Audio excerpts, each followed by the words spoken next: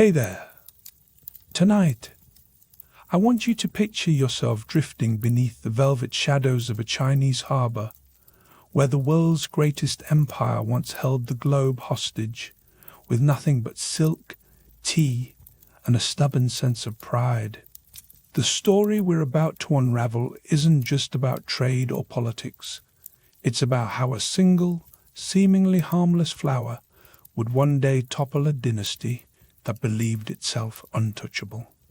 And there's a moment coming, silver literally flowing like a river down the city streets, that you're not going to want to miss.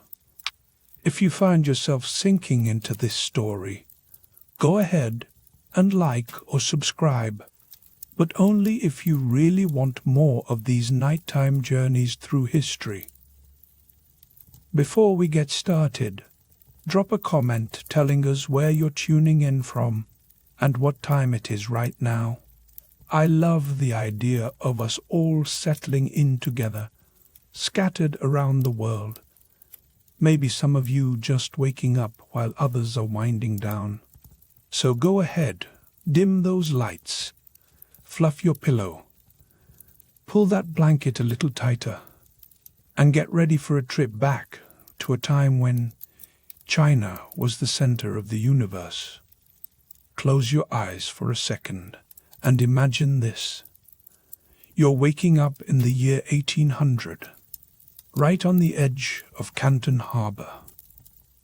The night is fading, but your cramped little room is still cloaked in darkness, the only light coming from a narrow window that lets in the muggy air from outside. The first thing you notice, the overpowering scent, salt and seaweed, sweat and spices, all tangled together in a way that makes you wonder if you'll ever get used to it. Before you even move, you can hear it. The shouting of dock workers, the groan of timbers as ships grind against the wharf, the metallic clatter of cargo being hauled ashore. This city is alive, pulsing with energy and opportunity. You try to sit up, but the thin straw mat you've been sleeping on does absolutely nothing for your back. No memory foam here, just a wooden plank that's as unforgiving as the humid air pressing against your skin.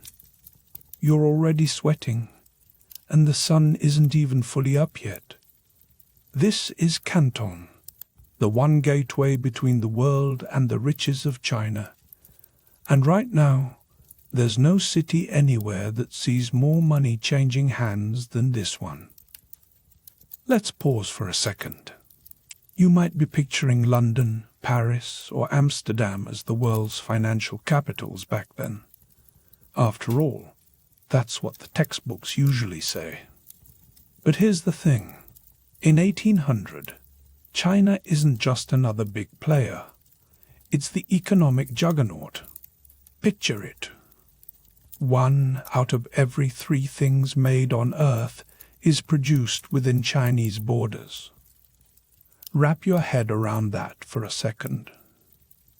That would be like if you mashed the modern economies of the United States, Japan, and Germany into a single unstoppable superpower. Everyone else is just scrambling to keep up. So, what do all these European traders want? Basically, everything China has to offer. Tea, silk, porcelain so delicate, it looks like it's made of moonlight, and spices that have been driving people crazy for centuries. The emperors of Europe are desperate to get their hands on these treasures. And what's China's response? A collective shrug. The emperor, sitting in his palace hundreds of miles away, barely bothers to hide his contempt. He calls the Europeans barbarians and insists that China doesn't need a single thing from the West. We're good, is the general attitude. Thanks, but no thanks. And honestly, from his point of view, why would he think any differently? The Chinese court looks around, and sees a civilization that invented paper, printing, gunpowder, the compass, all hundreds of years before anyone in Europe could even dream of them. The world's finest silk, Chinese. Porcelain, so flawless that European royalty would mortgage their estates just to own a set, also Chinese. Every time the West comes knocking, China just tightens its grip on the gate and reminds everyone who's in charge. Now, you step out of your little rented room onto a crowded street near the docks. You see a wave of foreign faces, British, Dutch, Portuguese, mixed in with locals, all pushing and jostling through the morning haze. But even with all this chaos, there are strict rules. Foreign merchants can only trade in Canton, nowhere else in the country. They're not allowed to live inside the city walls either. Instead, they're packed into a row of buildings just outside. These are called the factories. Don't think smokestacks and machines. These are trading houses, warehouses stuffed with goods and guarded by nervous clerks. And the restrictions don't stop there. Foreigners aren't allowed to bring their wives or families. They're forbidden from learning Chinese, and they absolutely cannot set foot beyond the city's boundaries. Every transaction has to go through a handful of powerful Chinese merchants called the home merchants. Imagine trying to do business, but you're only allowed to talk to one company, and you have to pay them a hefty fee every time. That's the Canton system. At the top of this pyramid sits one man, a home merchant named Haokwa. You spot him in the crowd, a tall, dignified figure in dazzling silk robes, strolling along the docks, hands folded behind his back. He surveys the chaos with a calm that only comes from having more money than anyone else in the world. And I mean that literally.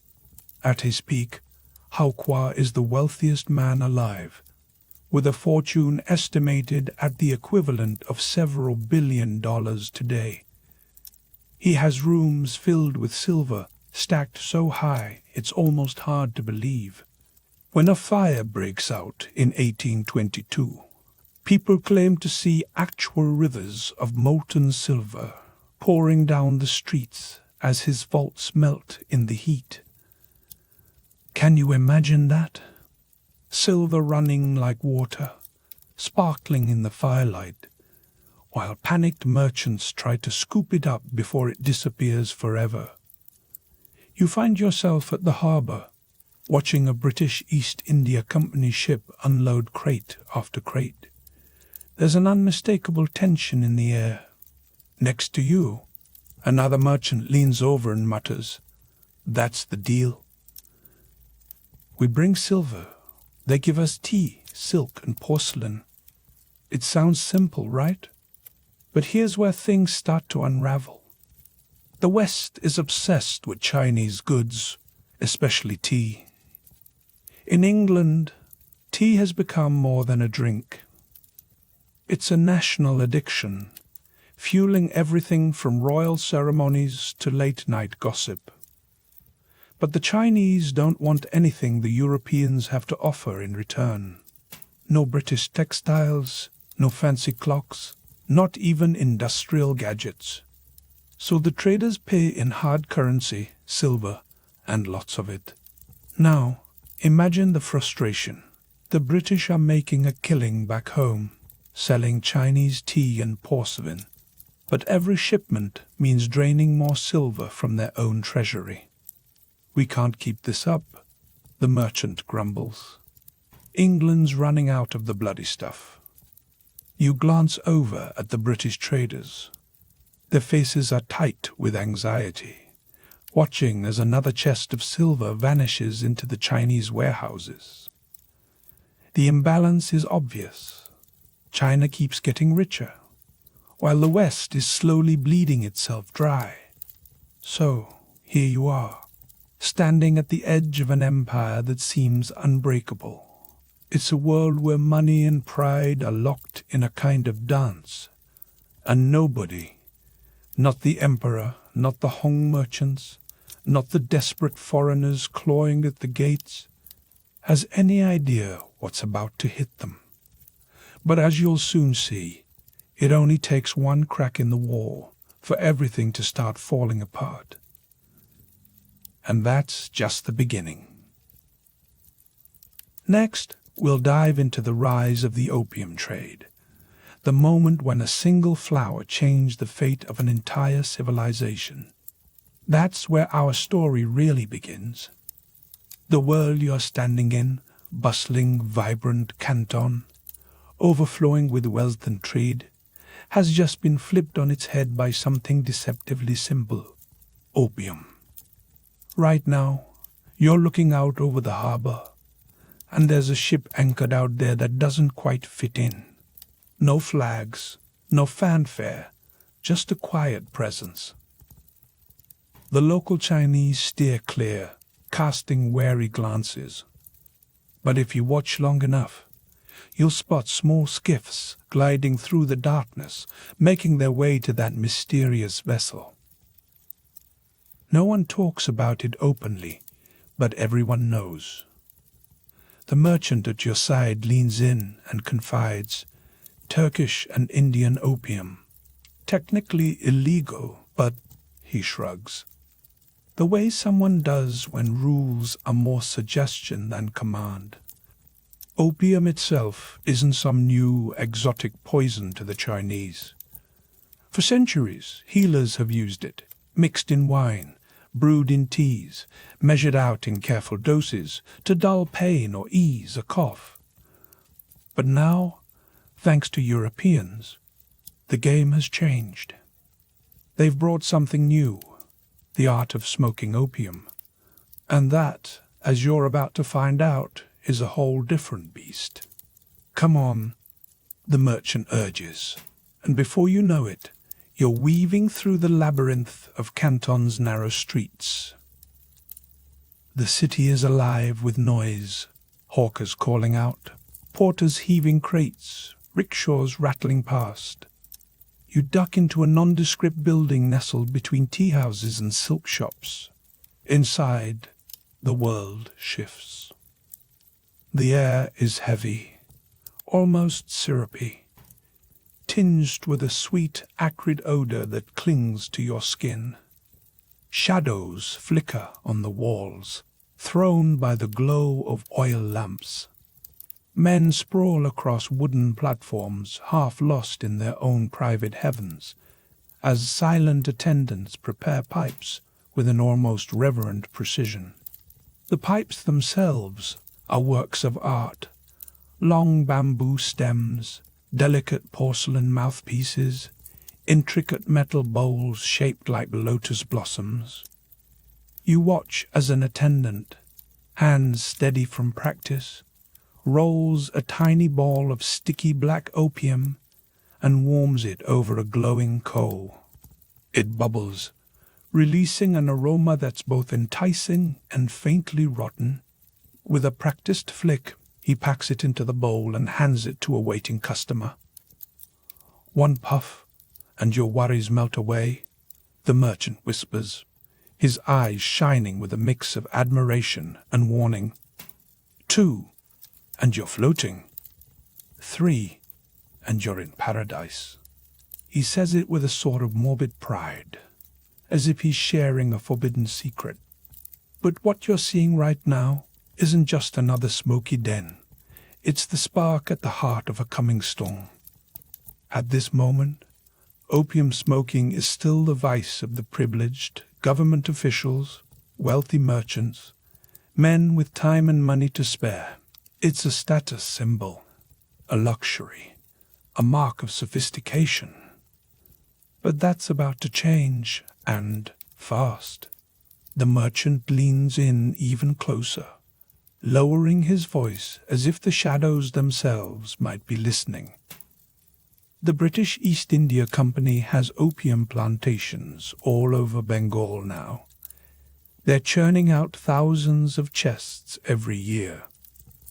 And guess where it's all going? He jerks his chin toward the bustling harbor. A single chest holds about 140 pounds of raw opium. In 1800, just over 4,000 chests found their way into China, over 600,000 pounds of the stuff. And the hunger for more is growing every day. You can almost feel the tension humming in the air, like the tightening of a bowstring. The next morning, you wake to the sound of the harbor coming alive. The sun cuts through the haze, glinting off the water as cargo is loaded and unloaded in a frenzy of motion. Silver pours into China, crates of tea and silk head out to the world, and everyone is getting rich, or so it seems. The whole system feels unstoppable. But if you listen closely, you can hear it creaking under the strain. Over by the customs house, a cluster of British merchants stands apart from the crowd, speaking in urgent tones. You recognize one of them, William Jardine, a Scotsman with the sharp eyes of a man who's seen too much. Next to him is his partner, James Matheson. Together, they're plotting something audacious. Jardine's voice carries over the din. The Chinese want us stuck in Canton, but with fast clippers we can land opium up and down the coast. Right here, right now, you're witnessing the birth of what will become the most successful and, at the same time, most notorious drug smuggling syndicate in history. The Chinese authorities are still in the dark, blissfully unaware of the tidal wave that's about to hit them. Back inside the foreign trading compound, the mood is tense. The Hong merchants, China's gatekeepers to the outside world, are caught in a bind. They're fabulously wealthy, with fortunes built on trade, but the pressure is mounting from all sides. The imperial government demands absolute obedience and strict control over foreigners, while the Western traders are always scheming for more access and fewer restrictions. You hear someone mention Haokua, the richest of them all. He's putting his money overseas now, through his American connections, doesn't trust Beijing not to grab it all back. A smart move, given that the entire system that made him the world's wealthiest man is about to be blown apart. That evening, you're swept into a world few outsiders ever see. A private banquet at Haokua's mansion, thrown in honor of his American partners. The place is almost unreal. Pristine gardens glowing in lantern light, polished stone courtyards, walls draped with priceless silk tapestries. Inside, the dining hall is a riot of color and sound.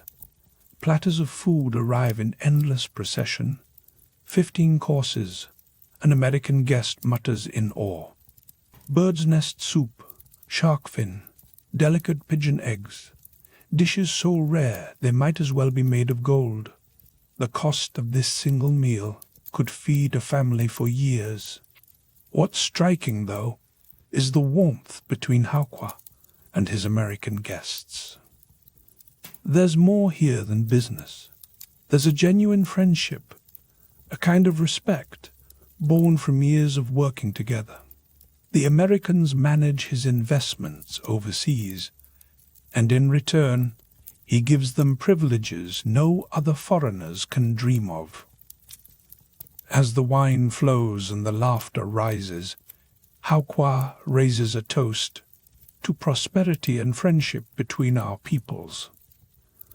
Glasses are raised, but an uneasy shadow lingers. The Americans know about the opium trade that's gathering speed. They know they're standing on the edge of something dangerous. One of them, Robert Bennett Forbes, would later write home, "I made my first fortune by the same." He's talking about opium, even as he admits It's demoralizing the minds and destroying the bodies and draining the country of money. That's the catch.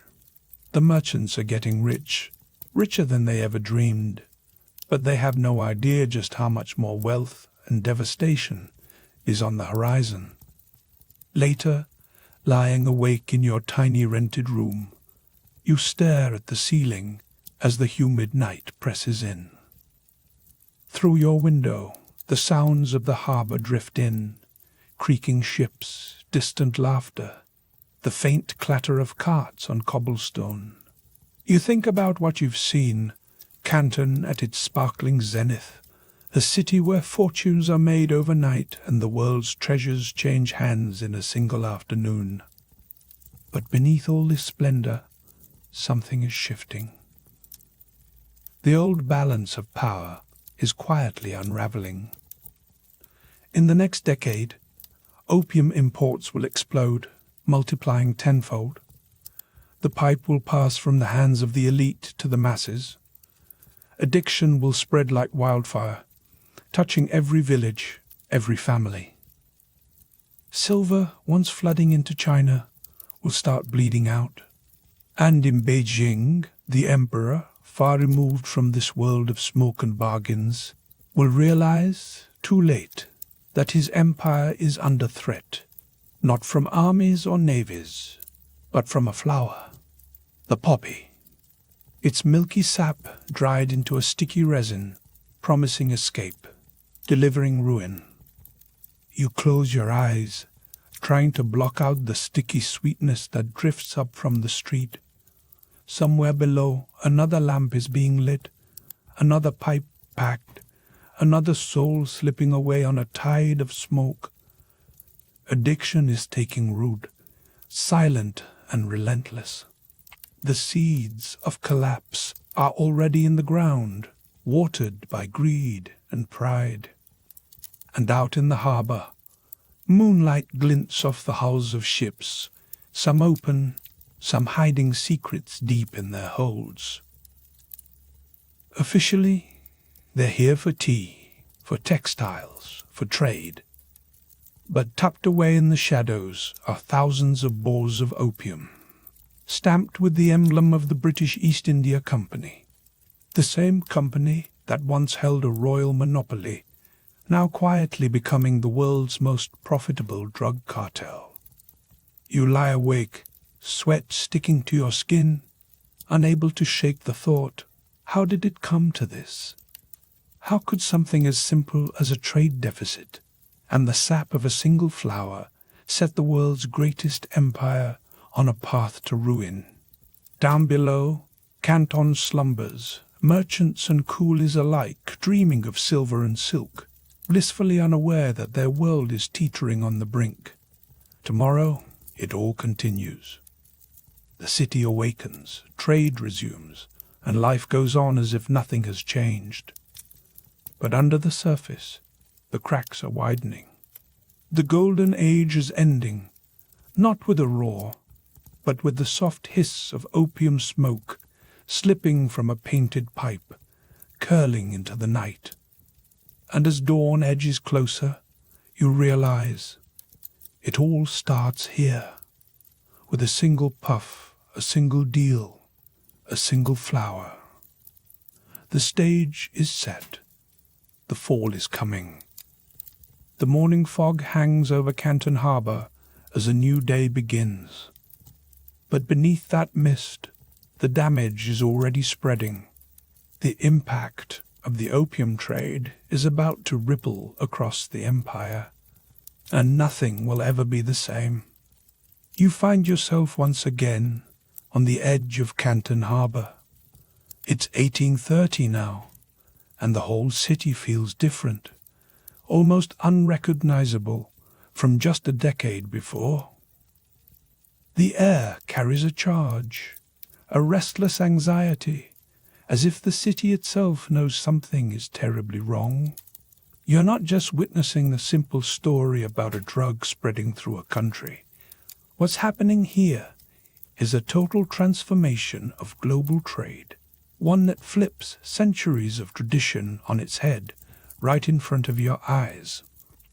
Let's talk about silver for a second. For hundreds of years, silver has been pouring into China in a steady, shining stream. But now, the flow has reversed. It's not a trickle going out, it's a flood. Picture a dam breaking, and all the wealth built up over generations draining away. Silver is leaving China so fast, you'd expect the imperial accountants to faint on the spot. You might be thinking, come on, how bad could it really be?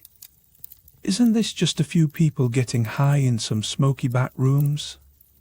But that's not even close to the truth. Let me show you what's really going on. You wind your way through a tangled alley in Canton, the city's heartbeat thumping all around you. Before you even see anything, the smell hits. A sweet, almost syrupy stench that clings to your clothes and your skin. It's the unmistakable scent of opium smoke, and it's everywhere now. You duck inside what looks like a regular tea house. The place is dim, lit only by flickering oil lamps that throw long shadows up the walls. The air is so thick with smoke, it's hard to see more than a few feet in front of you. On low wooden platforms, people are sprawled out on bamboo mats. It's not just the wealthy anymore. It's everybody. You spot a government clerk, his badge of office tossed aside, eyes glassy as he inhales deeply from an opium pipe. Nearby, a dock worker who once could lift a sack of rice with ease now looks gaunt, his muscles wasted away, lost to the haze. In another corner, a woman who used to run a bustling silk shop just stares up at the ceiling, her business and future left behind. Even a Buddhist monk, still dressed in faded saffron robes, lies curled up, unmoving. What happened? You whisper to the attendant, who's busy packing a fresh pipe for a new customer. He shrugs, barely looking up. Opium's cheaper now. Anyone can buy it. And he's right. Let's put some numbers to this disaster. In 1820, about 4,500 chests of opium were being smuggled into China each year.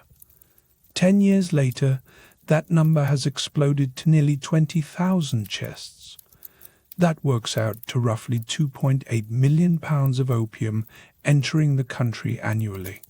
But here's where things get truly wild. By 1838, just 8 years from now, China will see 40,000 chests, 5.6 million pounds of opium flowing in every year.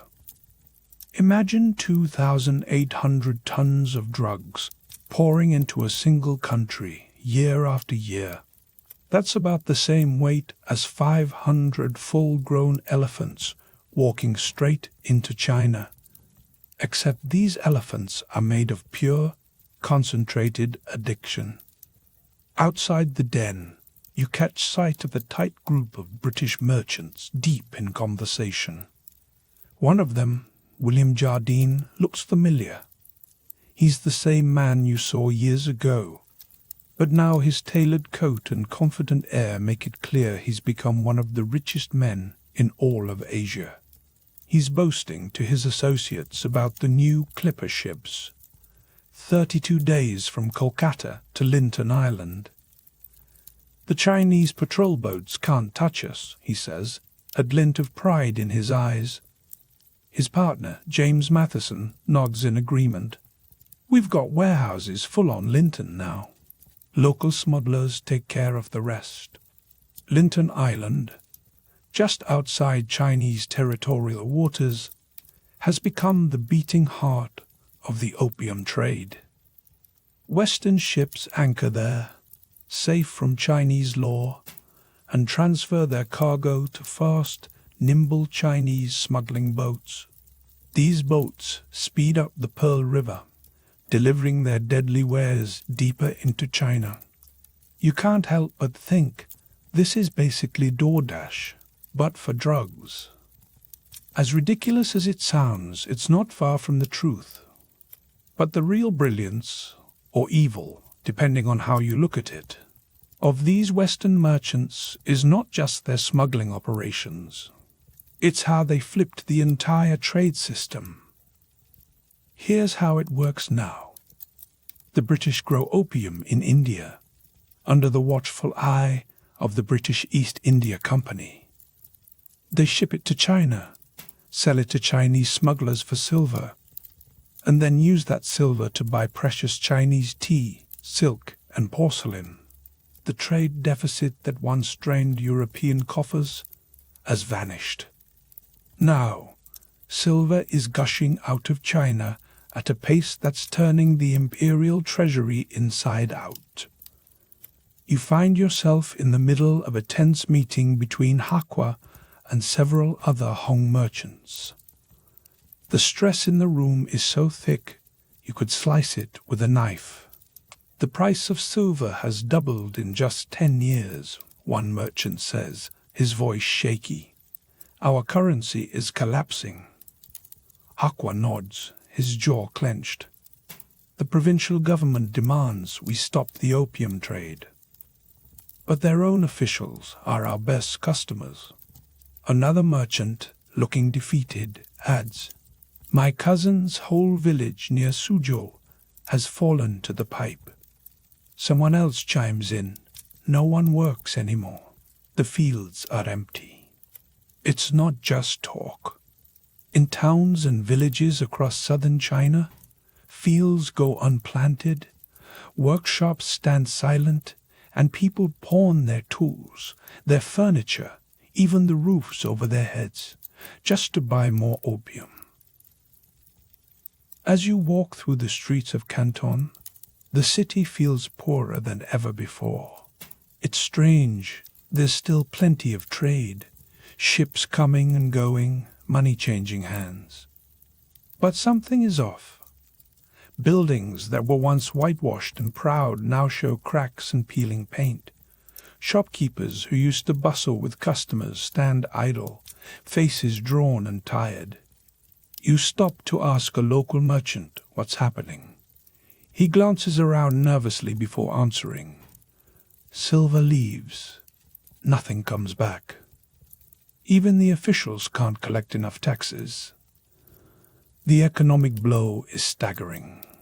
China's currency is backed by silver, and as it flows out to pay for opium, the value of money drops like a stone. Inflation soars.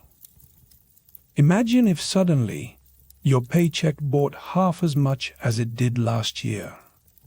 That's what millions of people across China are dealing with.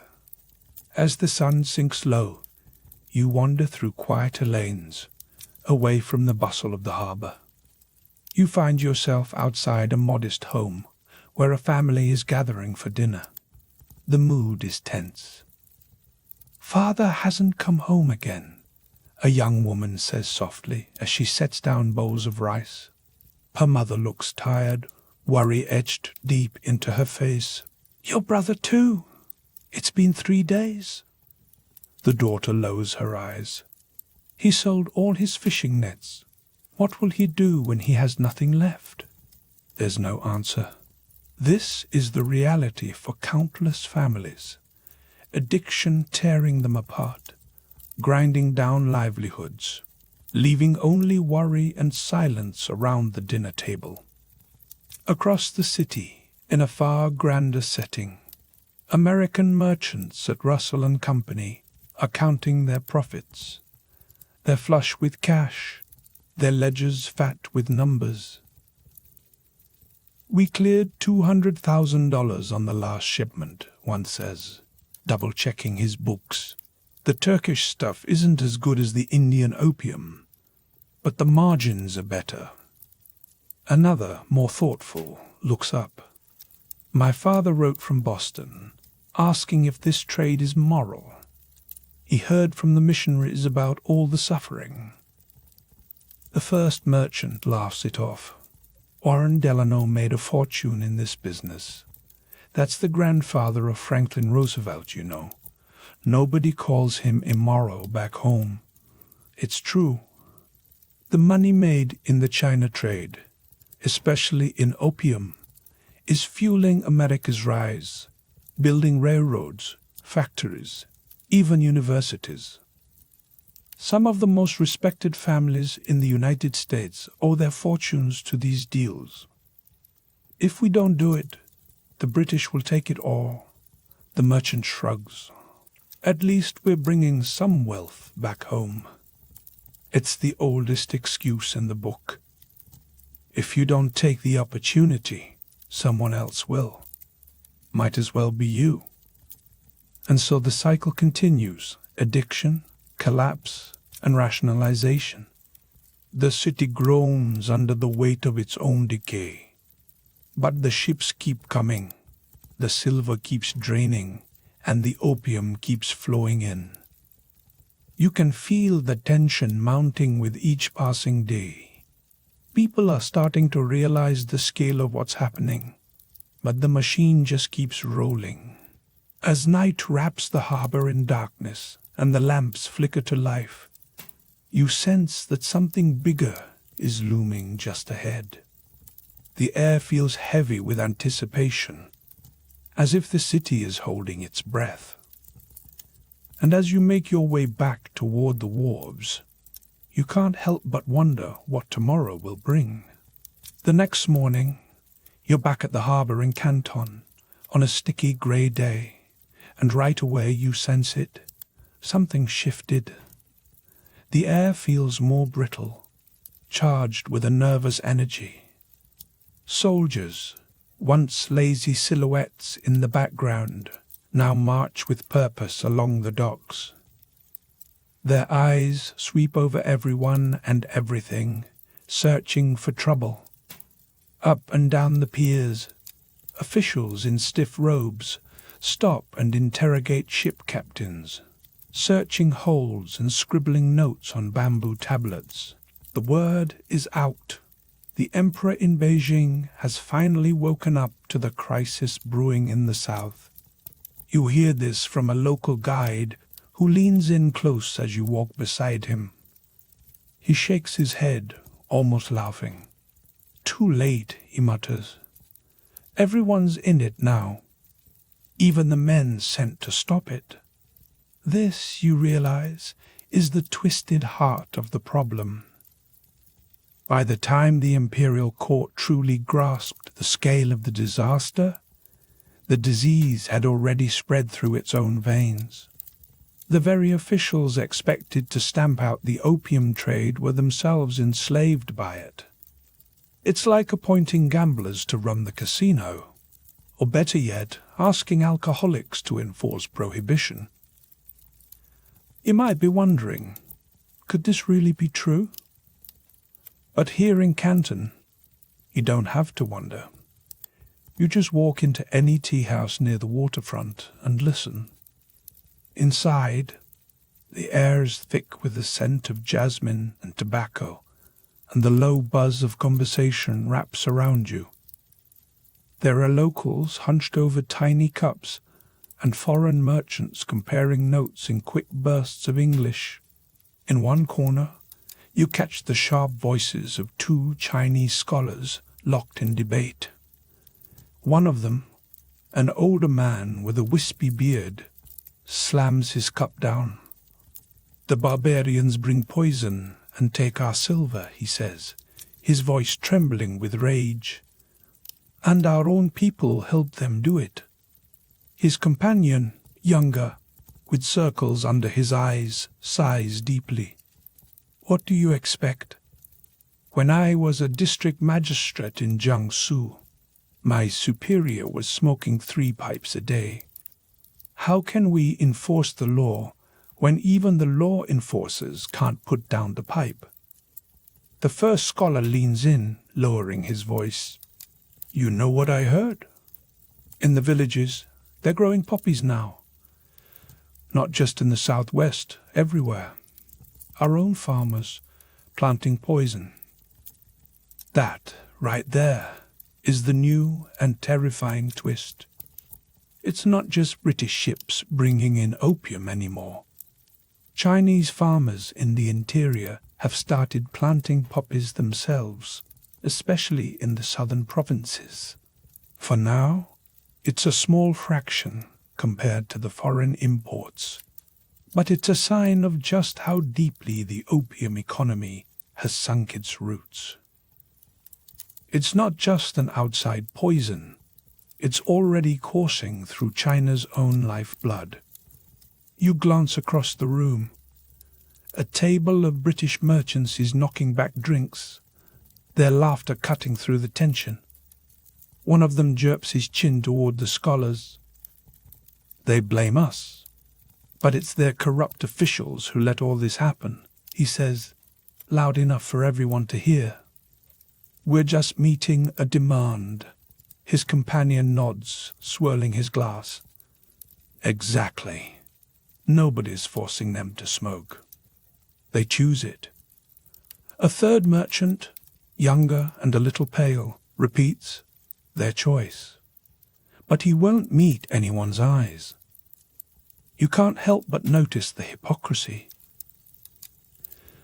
Back in London, if someone tried to open an opium den, there would be a public scandal, politicians howling for justice. In Britain, opium is strictly medicine, locked away and controlled. But here, the same men making fortunes of China's suffering would be first in line to shut down an opium den at home. Evening falls, and the city's rhythm changes. From the shadows near the waterfront, you watch a battered Chinese smuggling boat being loaded with crates. You ask a nearby porter where it's headed. He grins, missing a few teeth. To meet the foreign ships out at Linton, he says. They'll bring back opium. Isn't that dangerous, you ask? He laughs. The patrol boats, they're paid to look away. And if one captain actually cares, the smugglers just wait for the next shift. There's always a way. As darkness deepens, you return to your room above the quay. Through your window, you see dozens of small boats gliding out into the harbour, silent as ghosts. They'll come back before sunrise, heavy with chests of opium. Those chests will vanish into the city's twisting alleys, bound for smoke-filled dens and private homes. The network is too vast, too entrenched. Stopping it now would be like trying to dam a river with your bare hands. The next morning, you wake to anxious whispers. An imperial edict has arrived from Beijing. The emperor is demanding a real crackdown, no more excuses. You wander into your usual tea house, where the conversation is sharper, more urgent. At a table near the window, two local officials are hunched together. One shakes his head. The emperor doesn't get it. If we crack down now, half the city would riot from withdrawal. And where would we get the money to pay our troops? The other official frowns and stirs his tea.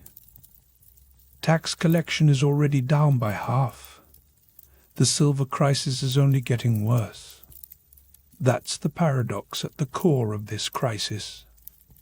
The opium trade isn't just a vice. It's become the backbone of the entire economy in southern China. If the government actually stopped it, the pain would be immediate and brutal. Addicts writhing in the streets, soldiers and officials unpaid, merchants ruined overnight. But if they let it continue, the result is just as dire. Silver keeps flowing out of the country, the addiction spreads, and the empire's strength is slowly drained away. Later that day, curiosity draws you to a cramped clinic near the factories, where a Western doctor is tending to a line of patients. Most are Chinese, and many show the telltale signs of opium addiction: sunken cheeks, trembling hands, eyes dull with exhaustion. The doctor wipes his brow and gestures you over. "The physical effects are terrible," he says quietly. "Chronic constipation, no appetite, wasting away. But what really destroys them is the dependency. Once addicted, the body can't function without it. Withdrawal is agony, vomiting, diarrhea, pain that keeps them awake for days. You ask if any ever recover. The doctor's expression is bleak. A few, if they have family and money to support them. Most don't, and temptation is everywhere. One whiff, one bad day, and they're back again. As night falls, the cycle resets. Smuggling boats slip from the shadows, racing to foreign ships bobbing in the black water outside the city. The opium dens flicker to life, glowing like beacons for the desperate and the hopeless. Silver coins clink and disappear, one by one, out of China and into foreign hands. In a lavish, candle-lit mansion, Hakwa, the richest merchant in Canton, sits alone, hunched over a desk. He's writing to American partners about investments overseas, his ink-stained fingers betraying a tremor. Even he can see which way the wind is blowing. The system that made him unimaginably wealthy is falling apart. He's shifting his fortune abroad while he still can. This is how empires really collapse. Not with a single, spectacular battle, but through slow decay.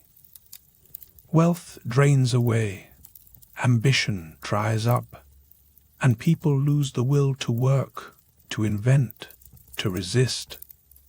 The opium crisis isn't just stealing lives. It's hollowing out the soul of China, day by day. As you settle into bed that night, the city's sounds reach you differently than they did years ago. There's an edge to the noise, a restless, hungry quality.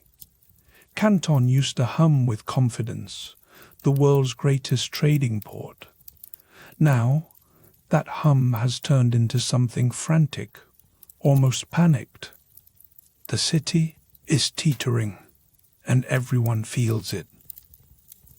Far to the north, in the Forbidden City, the emperor sits late into the night, reading report after report, tax revenues plunging, addiction rates soaring, a river of silver flowing steadily out of his empire. Soon, he'll reach his breaking point. He'll choose a champion, a man with a reputation for incorruptible resolve, and give him a simple but impossible order: end the opium trade, no matter the cost. But even as these new edicts travel south, you can feel the sense of inevitability. The damage has already been done. The addiction is too deep, the networks too widespread. The stage is set for a clash that will remake China and the world. The opium wars are no longer just rumors on the wind. They are coming. And as dawn breaks over Canton once again, change is in the air. The weather has turned in Canton. Storm clouds have rolled in over the harbour, casting a heavy grey over the city. It's March 1839, and you know, just by looking at those darkening skies, that something big is about to happen. The streets are buzzing with rumours, and everywhere you turn, people are talking in hushed voices. The word is out. Lin Zexu has arrived. You find yourself joining the throng, lining the main road as a new official procession, makes its way through the heart of Canton. The emperor himself has sent Lin Zexu, his most trusted official, to put an end to the opium trade that's been poisoning China for decades. He's not here to negotiate or be bought off. He's here to break the trade, no matter the cost. The procession is impossible to ignore. Imperial guards in gleaming armor clear the way, their banners snapping in the wind. Drums boom out a steady warning, echoing off the ancient city walls. You squint through the crowds and catch a glimpse of Lin Zexu himself, riding in a sedan chair carried by 8 strong men. Silk curtains flutter, and for a moment you see his face, calm, composed, but with a look of absolute determination. He doesn't look like a warrior. He isn't some towering, intimidating figure. Instead, he's a scholar. A 54-year-old civil servant with a reputation for honesty so fierce that even the most corrupt local officials tremble when his name comes up. Someone in the crowd leans close and mutters, "He looks so ordinary." Another replies, "Don't be fooled. If the emperor trusts him, so should we. If anyone can deal with the foreigners, it's Lin Zexu." There's a strange mix of emotions rippling through the crowd, hope, fear, and a deep sense of foreboding. Everyone in Canton knows what this means. Confrontation is coming. The days of looking the other way, of bribing officials and running opium dens in the shadows, are over. After years of half-hearted efforts and easily bribed bureaucrats, the emperor has finally sent his best. And you, standing right there on the street, realize the old rules don't apply anymore. Later on, as the city settles into an uneasy dusk, you find yourself sitting in a tea house near the foreign factories. The smell of jasmine and tobacco hangs heavy in the air. The usual crowd of foreign merchants, mostly British, but with a smattering of Americans and others, is gathered around a battered wooden table. You overhear their anxious chatter. "This Lin Zexu, they say he's got a reputation," one British merchant says, his voice low and tense. They call him the Iron-Handed Commissioner. His companion scoffs, waving a dismissive hand. "We've seen these types before. All it takes is a few silver coins in the right hands, and he'll look the other way, just like the rest." But the first merchant shakes his head, eyes darting toward the door. "Not this one. I've heard he's unbribable. He's got the emperor's full support. This isn't just another inspector." A third merchant, younger and more nervous, leans in. "What's the worst he can do? They need our trade. They'd never risk shutting us out completely, would they?" You almost want to laugh at their bravado. But deep down, you know they're wrong. Within days, Lin Zexu proves it. He moves swiftly, wasting no time. Chinese opium dealers are rounded up and thrown in jail. Opium dens across Canton are shuttered overnight. Lin issues a direct order to the foreign merchants: surrender all opium stocks immediately, or face the consequences. No more warnings, no more negotiations. Suddenly, the entire foreign community is in shock. This isn't the usual game of cat and mouse they're used to. This is something else. This is a crackdown. You're walking along the harbor when you see a crowd gathering near the execution grounds. Local officials lead a well-known Chinese opium dealer out in front of everyone. The man pleads desperately for mercy, but the officials are unmoved. Lin Zexu has made up his mind. Major dealers will be made examples of, right where the foreigners can see. An American merchant standing near you mutters under his breath, "He actually did it. Executed him right in front of the factories." The message couldn't be clearer. This isn't a show. It's a warning. In less than 2 weeks, Lin Zexu arrests more than 1,000 Chinese opium dealers. Thousands of opium pipes are seized and destroyed.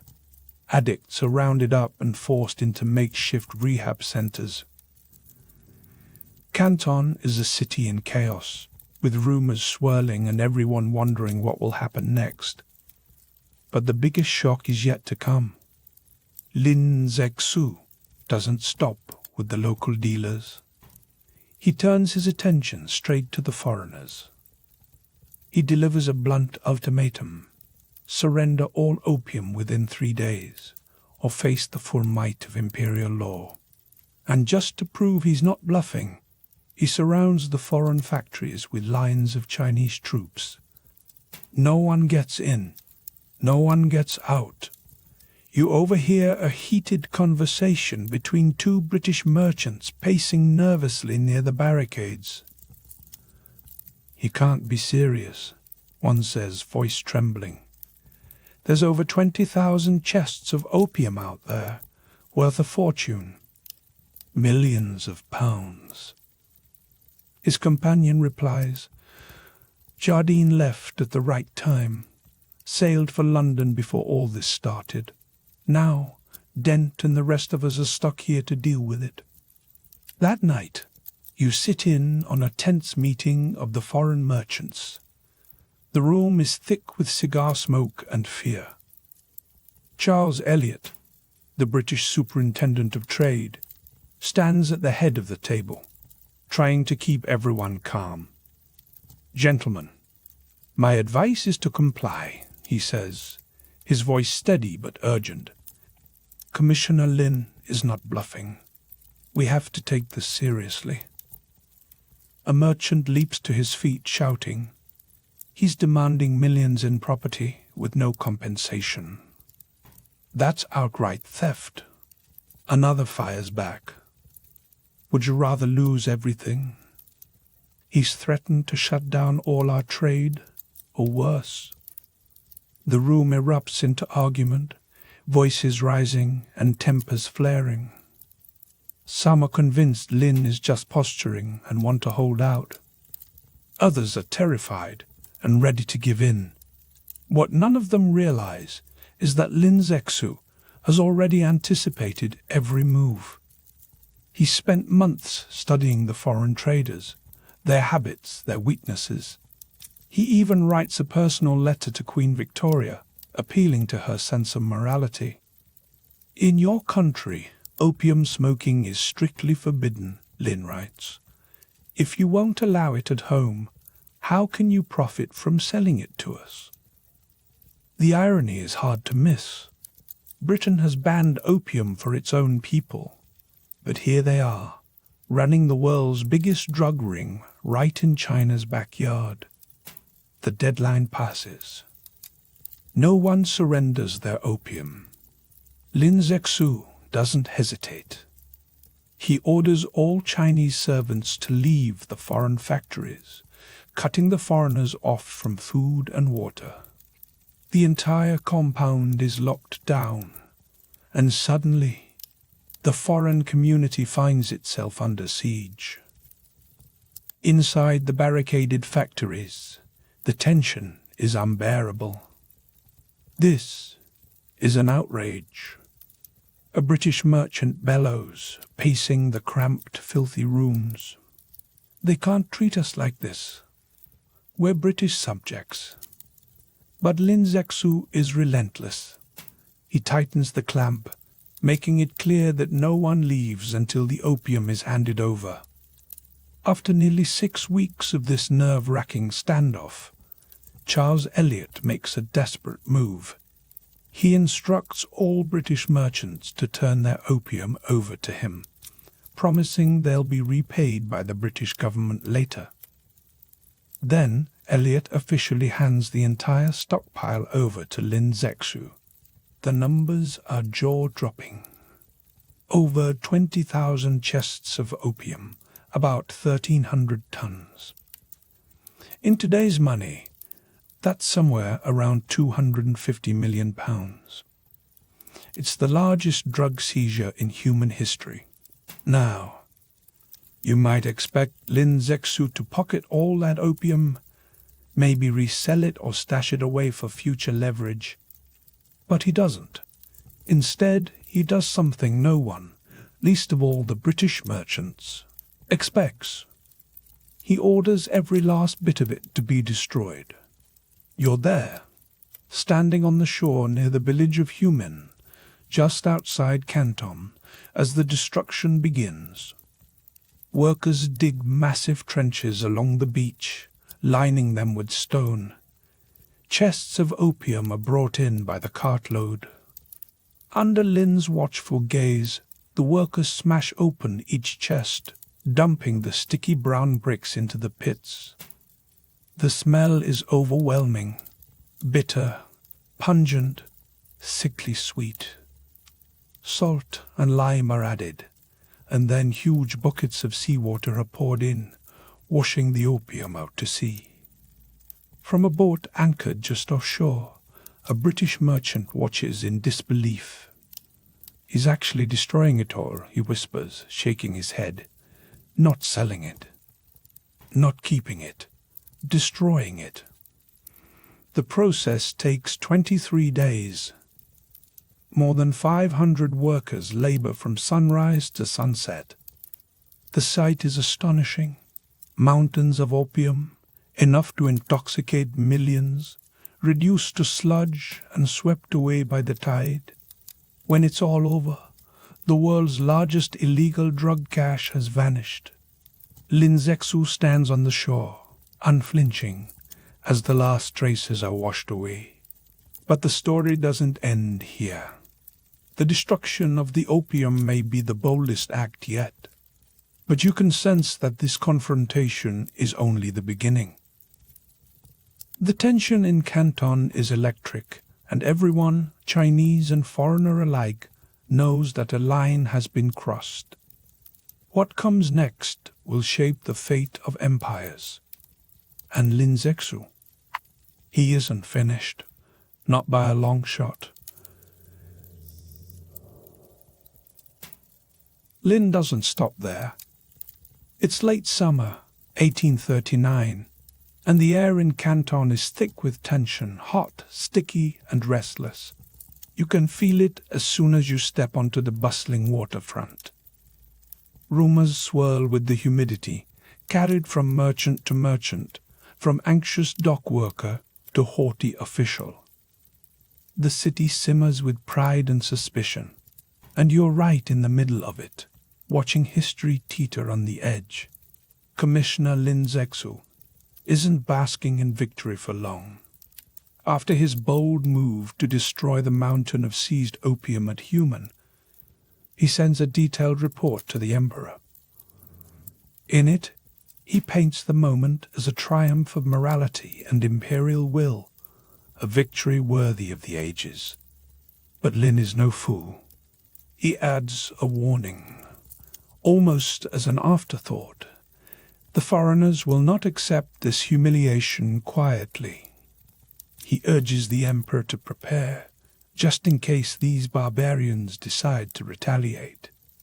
So, coastal defenses are reinforced, cannons are cleaned and mounted, and the local garrisons run endless drills under the sweltering sun.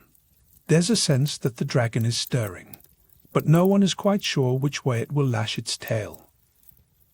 Meanwhile, halfway around the world, news of Lin's crackdown and the burning of British-owned opium barrels ignites a different kind of fire. In London, the halls of power echo with outrage, not at the opium smugglers, but at the Chinese for daring to challenge British subjects and property. The Foreign Secretary, Lord Palmerston, is especially furious. He paces his office, voice rising as he dictates one letter after another. The Chinese must be taught a lesson, he insists to his aides. No nation insults British honour and gets away with it. In Parliament, the debate is less about the morality of the opium trade and more about prestige, profits, and the sacredness of British trade rights. The prevailing mood is clear. China has crossed a line, and Britain will not stand for it. Back in Canton, you can almost taste the resentment among the foreign merchants. The British traders are a mix of fury and humiliation. They've not only lost a fortune, they've been treated like criminals, forced to surrender their goods and confined to their factories. The last straw, though, is the stifling of their trade. The rivers of silver and tea have dried up, and they're left stewing in their losses. William Jardine, the shrewd Scottish merchant whose fortune rides on the opium business, is already sending letters back to London. "We cannot let this go unpunished," he writes. "It's not just about opium. It's about our rights, our honour, and the future of British trade."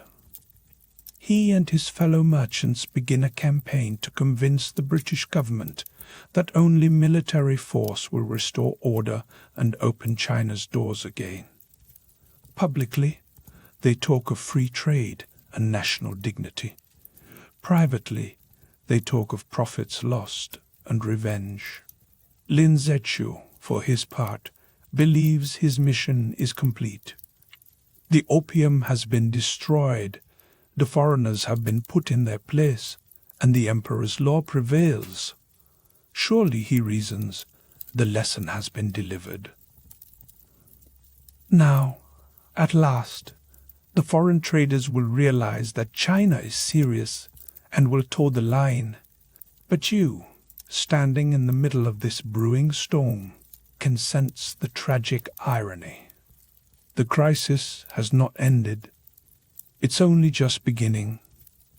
The bonfires at Humen were not the conclusion, but the spark that would ignite a far more devastating conflict.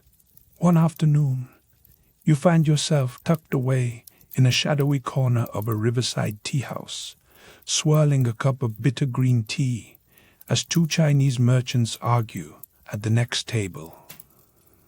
The first, his robes immaculate and his voice brimming with pride, declares, "Commissioner Lin is a hero. At last, someone has had the courage to stand up to these foreign devils." The second, older and more cautious, leans in, lowering his voice. But at what cost? "The English are furious.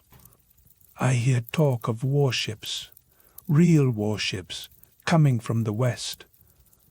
The first merchant scoffs, waving a dismissive hand. "Let them come. Their tiny island is nothing compared to the celestial empire. We've crushed invaders before. We'll do it again." And right there, you hear the fatal miscalculation echo through the centuries, a conviction that China's size and history are a shield against the unknown. Outside, the city moves on, but beneath the surface, a quiet panic grows. The Hong merchants, China's elite trading guild, find themselves walking a tightrope.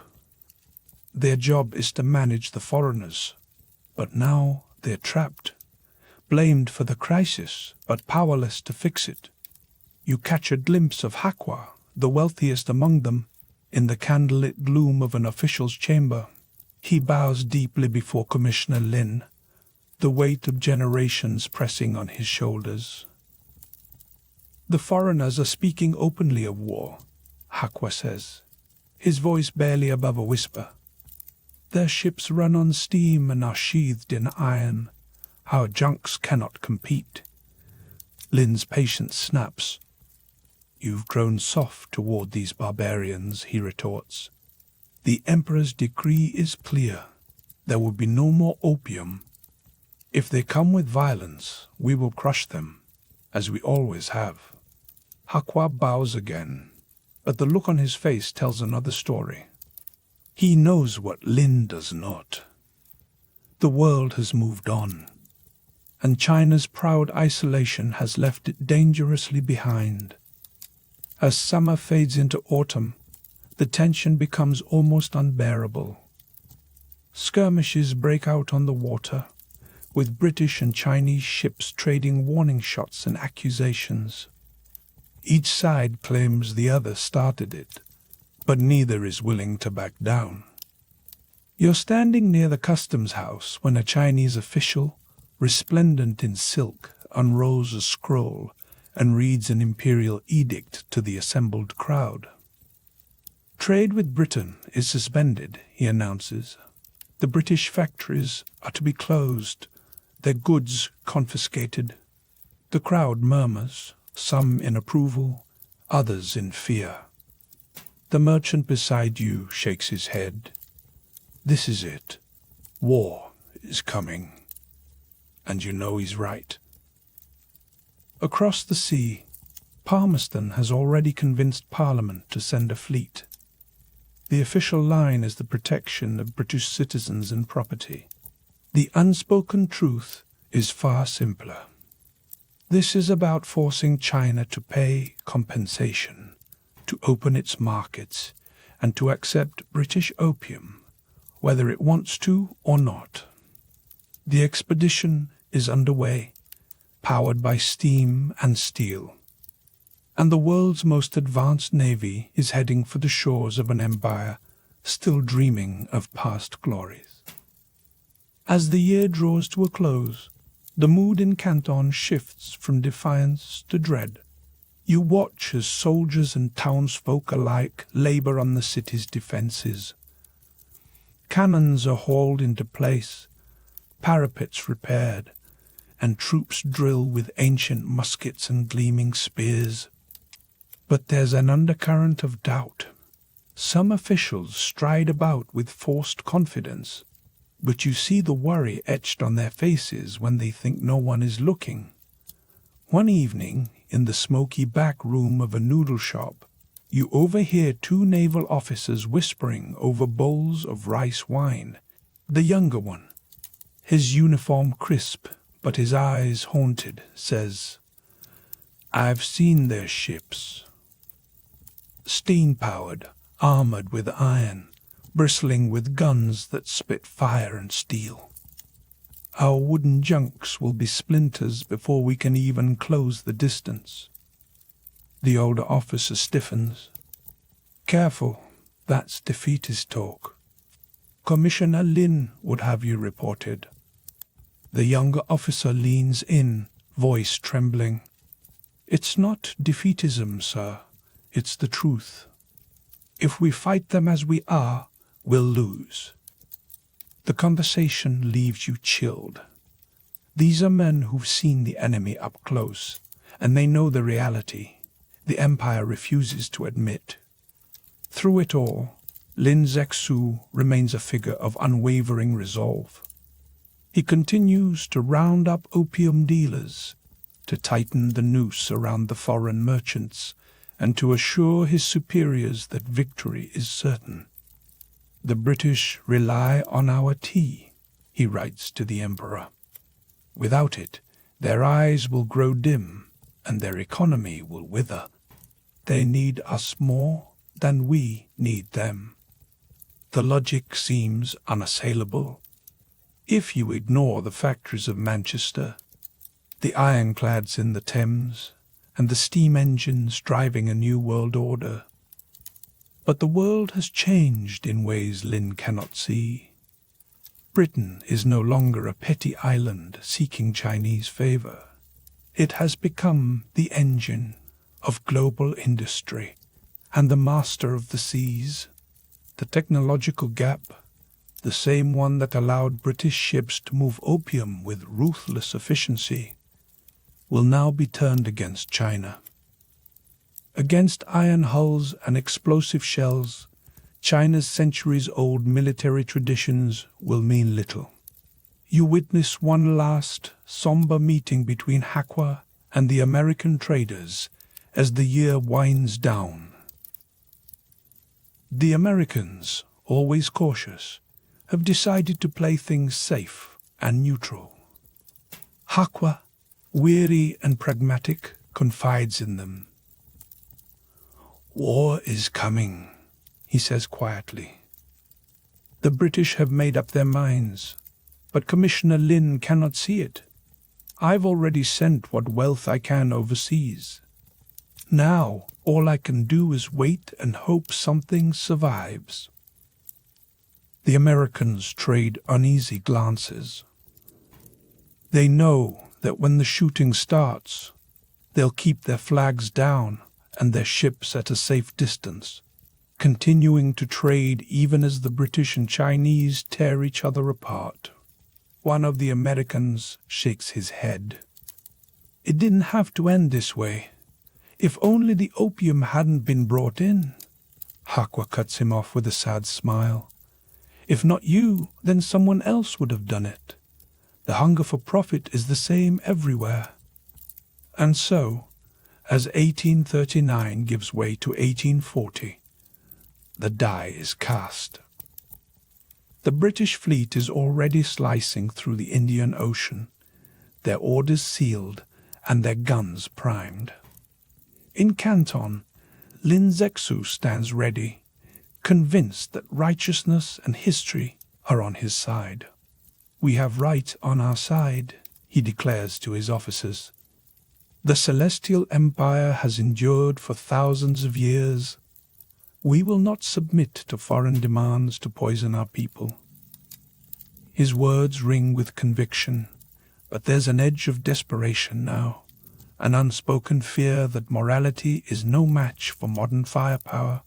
The great opium bonfire at Human, meant to end the trade and restore order, has instead set off a chain reaction that will shake China to its core. As you watch the soldiers march along the river, their spears glinting in the pale sunlight, you can't help but wonder if any of them grasped the scale of what's coming. They're preparing for a war that belongs to another era, blind to the industrial juggernaut that is about to bear down on them. The same forces that turned Britain into the world's drug dealer, steam, steel, and the hunger for profit, are now about to be unleashed in the name of empire. And for all of China's pride and tradition, the old defenses are crumbling. The stage is set. The British are coming, and this time they bring more than just cargo holds of opium. They bring a new world order. China, still wrapped in the certainty of its own greatness, is about to face the harshest lesson of all. The world has changed, and the Middle Kingdom has been left behind. As the last winter sun of 1839 dips behind the city walls, the mood in Canton is thick with dread and anticipation. You sense the final calm before the storm, a collective breath held tight, waiting for the first cannon to shatter the illusion of security. And soon that shot will come.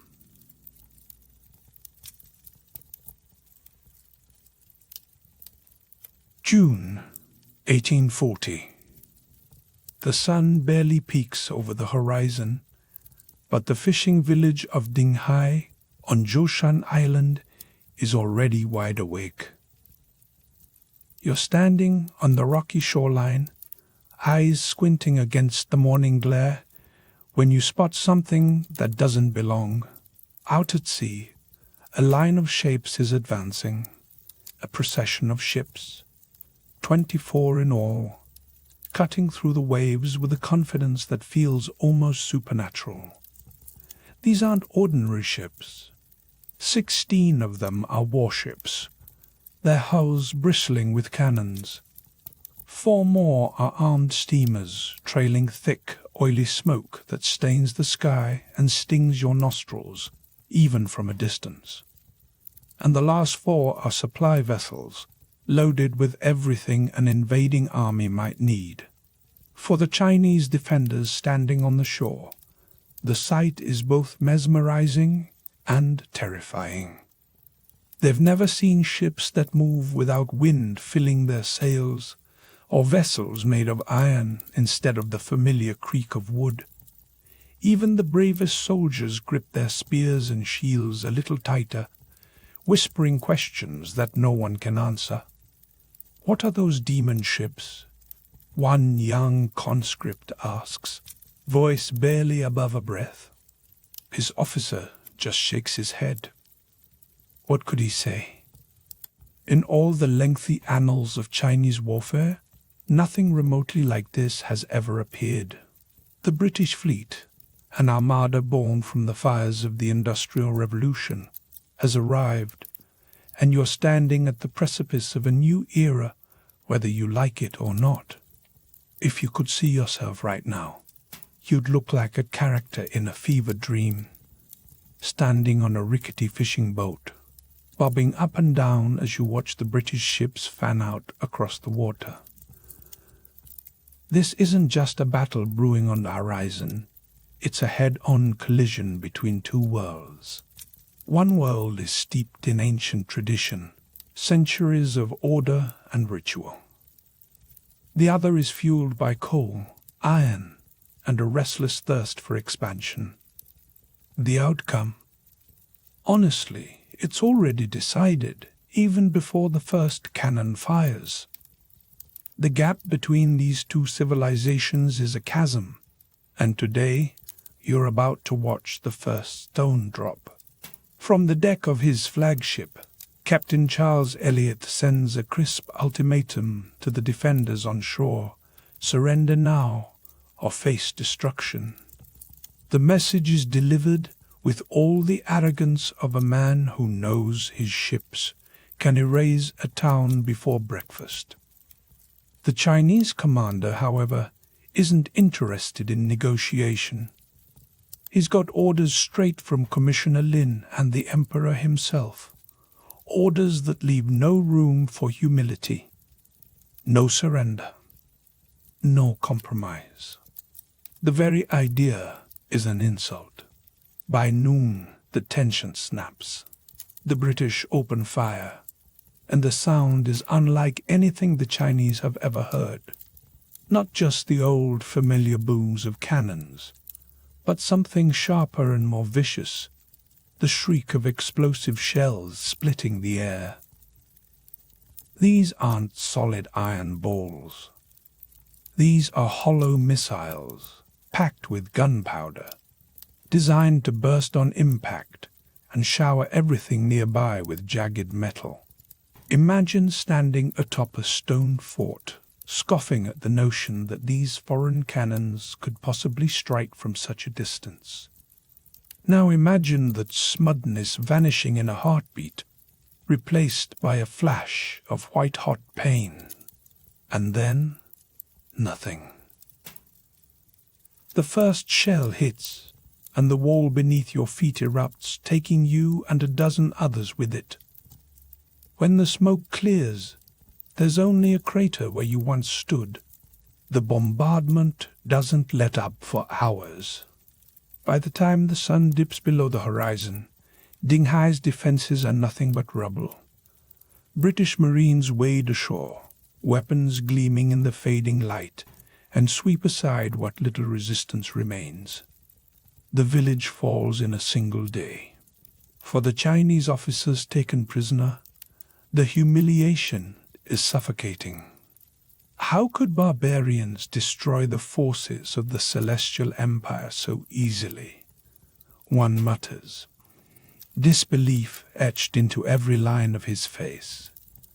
But he's about to learn a hard truth. His empire isn't nearly as invincible as his teachers claimed. The British press their advantage, moving up the coast with ruthless efficiency. One port after another falls with barely a struggle. Their strategy is cold and simple. Use the navy to pound the coastal forts from a safe distance, then send in the soldiers once the defenders are too shell-shocked to fight back. It's a methodical, almost mechanical process of destruction. While the coast burns, news travels up the Grand Canal, all the way to the marble halls of Beijing.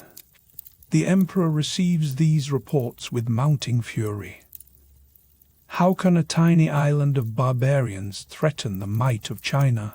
He demands, voice echoing across the throne room. We outnumber them 100 to 1. One brave official bows and tries to explain. Your Majesty, their weapons, they are like nothing we have seen. Our soldiers fight with swords and spears, but these foreigners have machines that spit fire and ships that move against the wind. The emperor's face darkens. You speak as if they are gods, not men. Are you telling me the celestial empire cannot defeat a handful of merchants? No one dares answer. To admit defeat is to invite disaster upon your own head. But beneath the surface, the truth is bubbling up. The difference between China and Britain isn't just about who has the bigger guns. It's about two utterly different ways of seeing the world. China clings to tradition, convinced of its inherent superiority. Britain is hungry, innovative, and utterly relentless. Back on the coast, you find yourself pressed into service as a translator aboard a Chinese war junk. It's a front-row seat to history, but not the kind you'd wish for. The next confrontation is the Battle of Kowloon. Battle might be too generous a word. It's more like an execution. The Chinese fleet is a proud sight, or at least it would have been a century earlier. These are war junks, wooden ships, bristling with cannons that can lob iron balls, maybe half a mile if the wind's right. The captains stand proud at the helm, banners flapping overhead, ready to fight off the invaders. But then, out of the morning fog, a new kind of monster appears, the HMS Nemesis. Even the name sounds like a bad omen. It's an ironclad, steam-powered warship, designed specifically to terrorize the rivers and shallow waters of China. It sits in the water like a crouching beast, belching black smoke, completely indifferent to the wind. It moves even when there is no breeze, whispers a sailor, his voice trembling. The Nemesis is armed to the teeth. 2 massive 32-pounder guns, 2 smaller 6-pounders, and a rack of Congreve rockets that scream through the air. The Chinese sailors don't know whether to fight or pray. The battle begins with a desperate volley from the Chinese junks. Cannonballs splash harmlessly into the sea or glance off the Nemesis's iron hull. The British respond with a barrage of rockets. If you've ever wondered what terror smells like, it's the scent of burning pitch and the screech of iron tubes lighting up the sky. Rockets explode among the wooden ships, sending splinters and men flying. Then the Nemesis's cannons open up and the real slaughter begins. One Chinese junk takes a direct hit, its powder magazine erupting in a fireball that lights up the bay. Another ship catches fire from stem to stern, sailors jumping overboard in full armor, only to sink like stones. A third is shredded by rockets, the deck turning into a tangle of broken wood and bodies. Within an hour, it's over. The Chinese fleet is gone, either sunk or scattered. The Nemesis looks almost untouched, smoke still curling from its stacks. As survivors cling to bits of wreckage, their captain gives the order to abandon ship. We never had a chance, he admits, voice hollow. Our leaders trained to fight the wars of our ancestors. The British are fighting with weapons our descendants won't even dream of. This isn't just a defeat, it's a revelation, one that repeats itself up and down the coast. Cities like Canton, Amoy, and Ningbo fall almost without a fight, their defenders paralyzed by fear and confusion. The British don't even bother with grand strategies. Their firepower alone is enough to force surrender after surrender. And with every victory, the myth of Chinese invincibility crumbles a little more.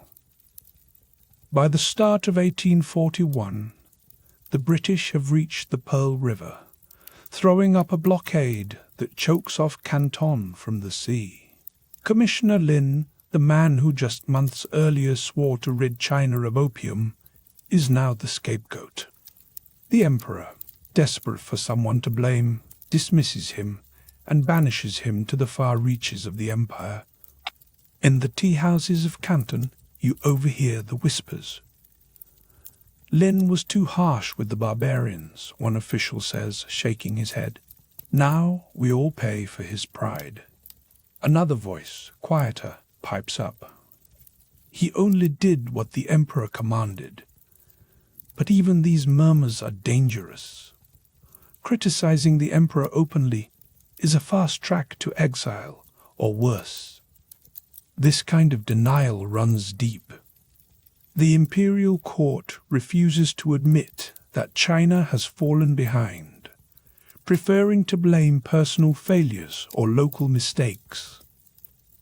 The possibility that the entire system is rotten, that the empire itself is vulnerable, remains unthinkable for most. But you can feel the truth pressing in, cold and inexorable. The war drags on. In February 1841, the British launch a major assault on the Bogue forts, the last real stronghold guarding the approach to Canton. These are the pride of the Chinese coastal defense, hundreds of cannons, thousands of troops, thick stone walls. You watch the preparations from a grassy hillside, breathing in the smell of gunpowder and damp earth. The Chinese have set their guns to sweep the channel, convinced that if any position can hold, it's this one. But the British have no intention of playing by the old rules. Instead of charging straight into the cannon's mouth, they land troops behind the forts under cover of darkness. It's the oldest trick in the book, and somehow the defenders never saw it coming. The first warning comes as British soldiers pour over the rear walls, bayonets flashing. "They're behind us," a Chinese officer shouts, panic overtaking discipline. By noon, the British flag waves over the forts. 400 Chinese lie dead. The British, 38 casualties. The lesson is clear and brutal. It's not just better guns. It's smarter tactics, tighter discipline, and a worldview shaped by centuries of innovation. The humiliation only gets worse. In May 1841, the British march into Canton itself. They don't bother occupying the city.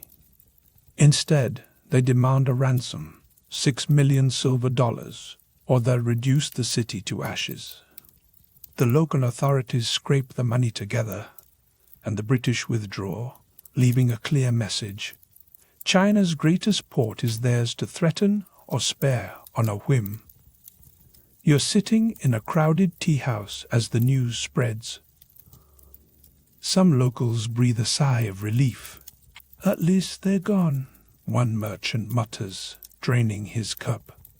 But another spits on the floor, fury burning in his eyes. "Gone, yes, but only after taking enough silver to bankrupt us all. And they'll be back. They know we can't stop them." An old man, voice gravelly with age, chimes in from the corner. I fought the Mongols once. Back then, we had the same weapons as our enemies. Man against man, sword against sword. These British, though, they fight like devils with fire and thunder. How can flesh and bone stand against that? This is the real face of China's crisis. The military, once the envy of Asia, is hopelessly outclassed. The weapons, the tactics, the very mindset needed to resist these invaders simply don't exist. The gap between East and West isn't just technological, it's psychological. The world as China knows it is being blown to pieces, and there's no easy way back. As the British fleet regroups and sails north, the people of Canton are left to pick up the pieces. Humiliation lingers in the air, sharp and bitter as the smoke that still drifts over the ruined forts. You can feel the sense of dread, the uneasy knowledge that this is only the beginning. And now, as sails disappear on the horizon, you brace for what comes next. The British fleet continues north, attacking and capturing key coastal cities. The war is far from over, and the shadow it casts will only grow darker. You find yourself in the thick of it, as the British fleet pushes ever farther up the Chinese coast. The cannon fire that once echoed around Canton now thunders north, city after city falling like dominoes. Ningpo is the first to surrender in the cool days of October 1841, its streets echoing with the uneasy silence that follows defeat. Then Hango succumbs, another name on the growing list of Qing losses. And by the time summer heat rolls in, June 1842, British steamers, black smoke trailing behind them like a warning, have reached the mighty Yangtze. This isn't just any river. It's the lifeblood of China, a watery highway slicing straight into the empire's heart. Pause for a moment. Imagine what this means if you're living in China at this time. For centuries, foreign invaders were kept at bay, often stopped cold at the borders or the coast. But now, British ships, those fire dragons as locals call them, are gliding unchallenged up the Yangtze. Suddenly, nowhere feels safe. If these outsiders can sail through the empire's veins with such ease, what's left that's untouchable? It's August 1842. The relentless British Navy now looms just outside Nanking, the city we now know as Nanjing, barely 200 miles from the walls of Beijing itself. The threat is unmistakable. Surrender, or watch your capital city fall under foreign guns. By now, the Daoguang Emperor can no longer pretend this is just a minor border skirmish. He sends out his best, envoys wrapped in heavy robes, faces drawn with worry, to negotiate for peace. The British, mission accomplished, are ready to talk, but it's clear who's in control. The Chinese have come to beg for mercy. The British are here to lay down terms. Picture the scene aboard the HMS Cornwallis, a British warship turned floating courtroom. You're there, squeezed into the dark panelled cabin as two worlds face off. On one side, British officials lounge with the easy confidence of men who know they've already won. Their uniforms are crisp, their boots polished. There's even a hint of boredom, as if they're already thinking about supper. Across from them, the Chinese delegation stands rigid, eyes cast downward, faces pale and unreadable. It's a mask, but you can sense what's happening behind it. The humiliation, the grief, the desperate hope to salvage something from this disaster. A British officer reads out the treaty terms, voice echoing in the cramped space. China must pay an indemnity, 21 million silver dollars. That's not just a lot, it's catastrophic. A bill so large it will drain the imperial treasury for years. Next, Hong Kong Island is to be handed over to Britain, not just for a while, but forever. This is the first time a piece of China is signed away to foreigners, and it stings more than any battlefield loss. The blows keep coming. 5 ports, Canton, Amoy, Fuzhou, Ningpo, and Shanghai, must now open to British merchants. These are the empire's great gateways, suddenly pried wide for outsiders to march through at will. And then there's the kicker.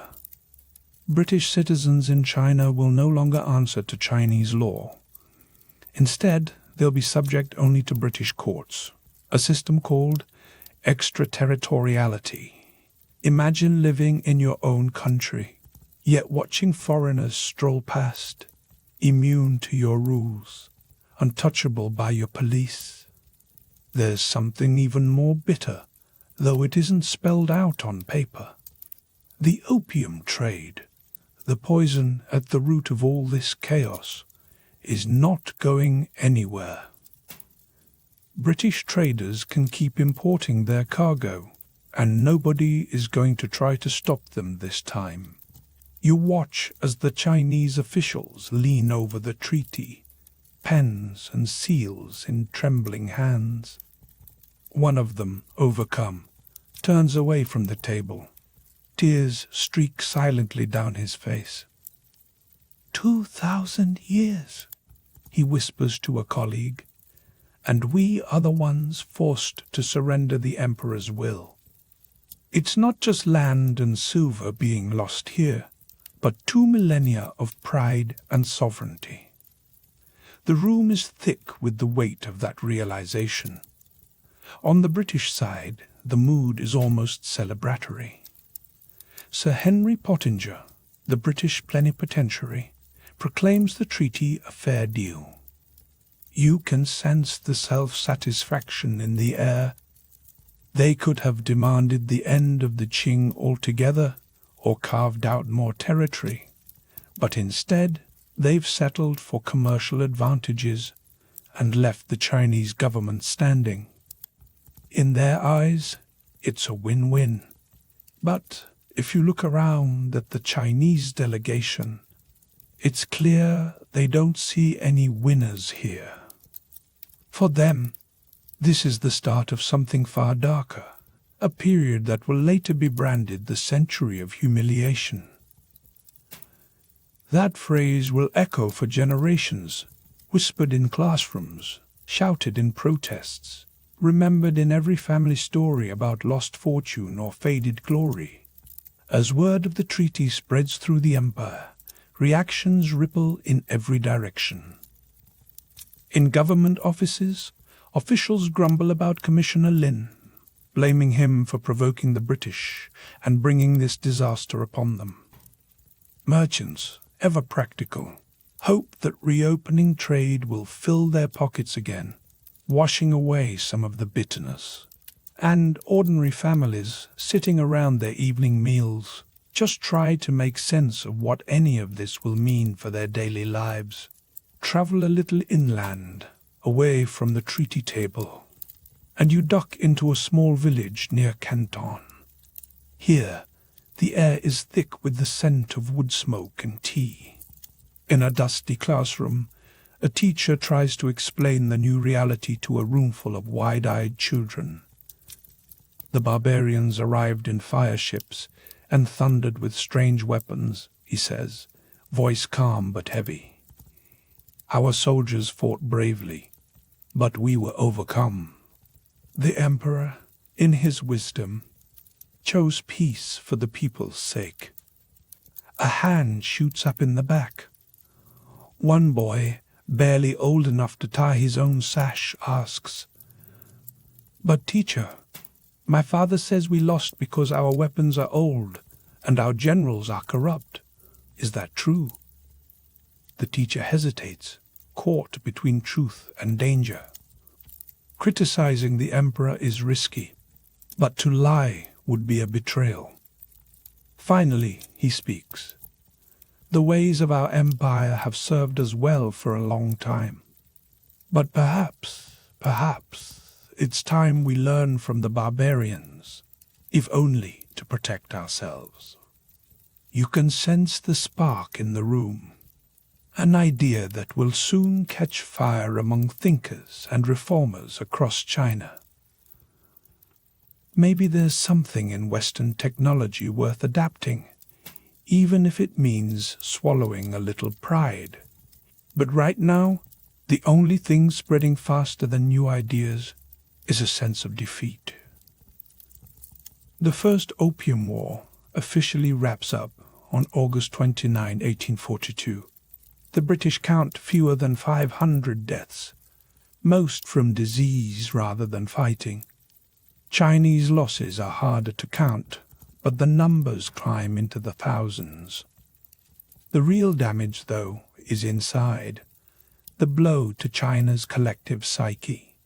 For generations, the Middle Kingdom saw itself as the world's cultural and political center, the axle around which everything revolved. Now that image lies in ruins. China's once feared armies are exposed as outdated, its government forced to bow to foreign demands. And the opium that started it all? If anything, the flood has only gotten worse. British ships now dock openly at 5 ports, their flags flying high. In the bustling streets of Shanghai or the tea houses of Canton, Western merchants set up shop, building homes and making fortunes. As for the opium, it pours in like never before. Before the war, about 40,000 chests were smuggled in every year.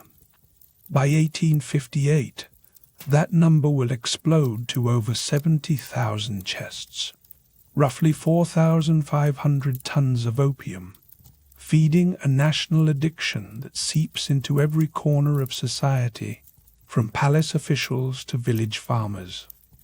And what becomes of Commissioner Lin, the man who tried to draw a line in the sand?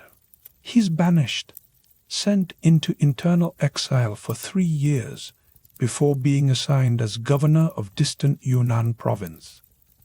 He dies on the road in 1850, headed off to fight in the Taiping Rebellion, a rebellion fueled, in part, by the very weakness and discontent the Opium War exposed. Years later, Lin's name will be cleared, his reputation rebuilt. He'll be celebrated as a patriot, a symbol of resistance against foreign domination. But in these first years after the war, he's just another scapegoat, blamed for a failure that runs much deeper than any one official. What really failed here wasn't just a man, or even a dynasty, but a whole system, a nation so convinced of its own superiority that it never saw the storm coming. While the rest of the world raced ahead with steam engines and new ideas, China clung to old glory, blind to change until it crashed through the gates. The First Opium War may have lasted just 2 years, but its shock waves will roll on for more than a century. This is the painful start of China's transformation from ancient empire to modern nation, a transformation forced from the outside, not shaped from within. And all of it began with opium, a beautiful little flower twisted into a weapon of profit and devastation. The trade that first sparked war now runs openly, protected by treaties and British gunboats. The addiction that once gnawed at the empire's fringes now infects its core. The disease hasn't been healed. It's been made law. You stand on the deck of a ship, the Chinese coastline fading into the dusk, wondering what comes next for this wounded civilization. You can sense it in your bones. This is only the opening act. There are more humiliations waiting in the wings, more treaties, more land lost. And in less than 15 years, a second Opium War will ignite, plunging China even deeper into the spiral of addiction, exploitation, and decline. The story of opium and China? It's hardly over. In fact, it's only just begun. And as the chapter closes, you can already feel the tremors of what's about to happen next. The ink on the Treaty of Nanking is barely dry, but already China is a fundamentally different place. You come back to Canton in 1843, and the air is heavy with change. It's as if the city has aged a generation in just a few short months. The Treaty of Nanking has officially ended the war, but the real fight over the soul of China is now underway. You notice it right away. The old swagger of the Qing officials is gone. Instead, there's a careful, subdued manner in the way they move through the streets.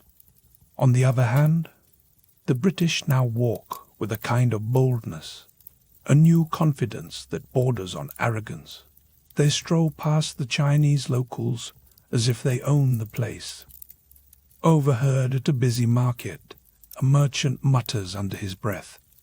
They act like they own the place. And now, I suppose they do. His bitterness isn't just about lost pride. The Treaty of Nanking did more than end hostilities. It shattered centuries of certainty. Imagine growing up believing your country is the very center of the universe, the Middle Kingdom, surrounded by lesser, barbarian states. The emperor is the Son of Heaven, an almost divine figure whose word is law over all under heaven. Foreign rulers, they're supposed to pay tribute and recognize China's superiority. But suddenly, those barbarians are dictating terms from the decks of their iron warships.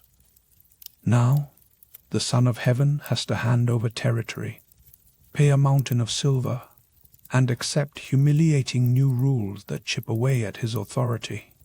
You meet a scholar in a quiet tea-house, his worn robes and tired eyes speaking volumes.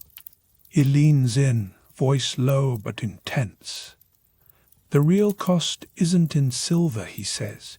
It's in our sense of place, our very identity. Meanwhile, the British are celebrating. In newly opened clubs and salons, they raise glasses of champagne, toasting their victory and the beginning of a new chapter of trade and influence. For the Qing government, though, the mood is grim. Their first order of business, scraping together the indemnity, a crushing sum of 21 million silver dollars. To put that in perspective, the Qing government's entire annual income is only about 40 million taels of silver. The indemnity alone eats up more than half a year's revenue. You find yourself at the bustling Canton waterfront, watching as carts piled high with silver ingots clatter toward British ships. Uniformed guards line the route, their faces set in stoic masks, but you can feel the humiliation radiating from them. Where does all this silver come from? You ask a merchant standing beside you, his gaze fixed on the procession. Everywhere, he replies, his voice flat. The provincial treasuries are picked clean. Wealthy families are asked, no, told, to make donations for the good of the nation. New taxes fall on already struggling provinces, He gestures to a group of peasants standing at a distance, their clothes ragged. They'll pay the most. When officials run out of easy options, they squeeze the countryside. The Yamun runners will wring the last coin from those who have nothing left to give. And that's the ugly truth.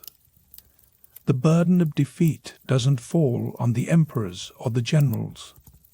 It lands hardest on the farmers and laborers, the ordinary people just trying to survive. For them, every new tax or levy is another disaster, and those disasters pile up fast. While the Qing scramble for funds, the British take formal possession of Hong Kong. At first glance, it seems like a minor concession, a rocky, windswept island with only a handful of fishing villages. During negotiations, the Chinese envoys practically laughed it off. A barren rock, they scoffed, hardly worth mentioning. But the British see what the Chinese don't: a deep, sheltered harbour at the mouth of the Pearl River, perfectly positioned for trade. As the Union Jack rises for the first time, a British merchant standing nearby makes a bold prediction. In 50 years, he says, this rock will be the jewel of the Orient.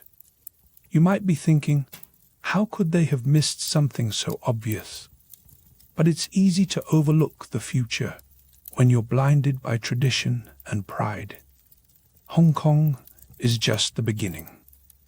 The treaty carves open 5 Chinese cities: Canton, Amoy, Fuzhou, Ningbo, and Shanghai, as official treaty ports.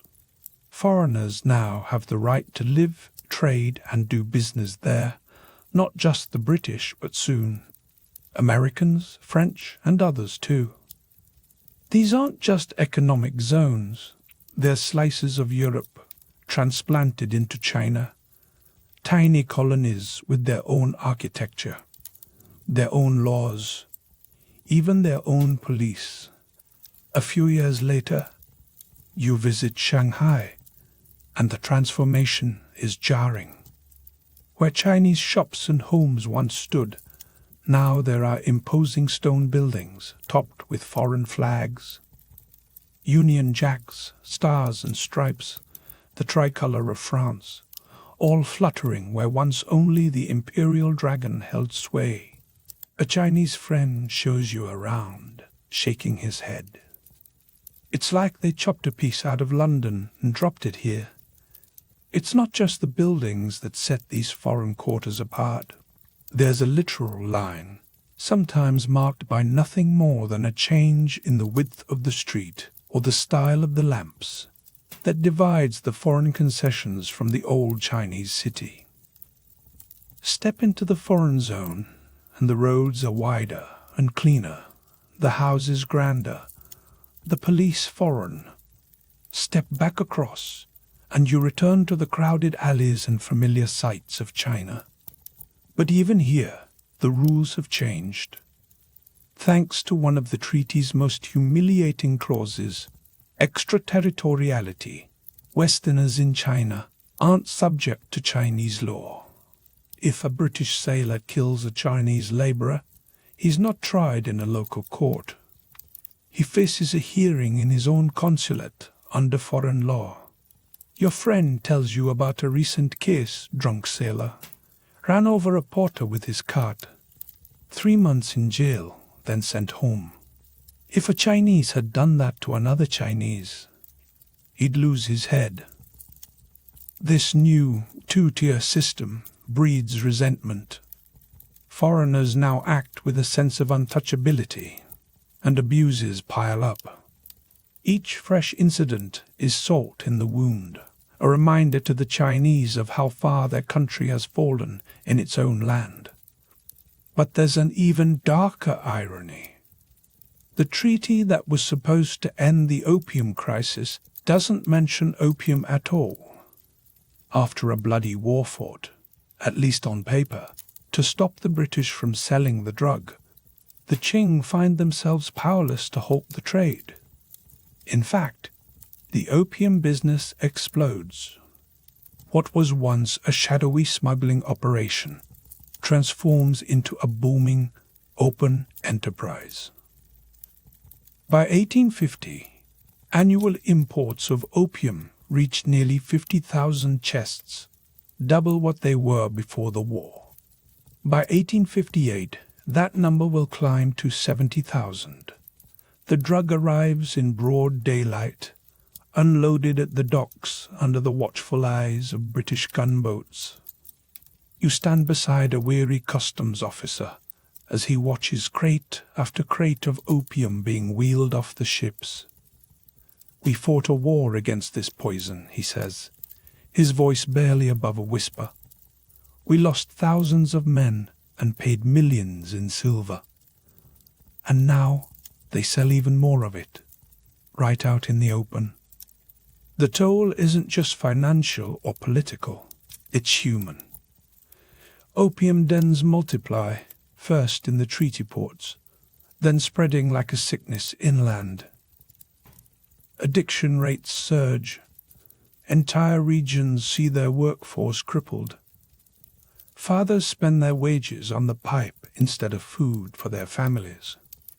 You step inside a dingy Shanghai den, not one of the plush salons for rich merchants, but a cramped, smoky room filled with laborers seeking escape from lives of endless toil. The air is thick, almost syrupy. Men lie sprawled on wooden planks, their faces hollow, their eyes glazed.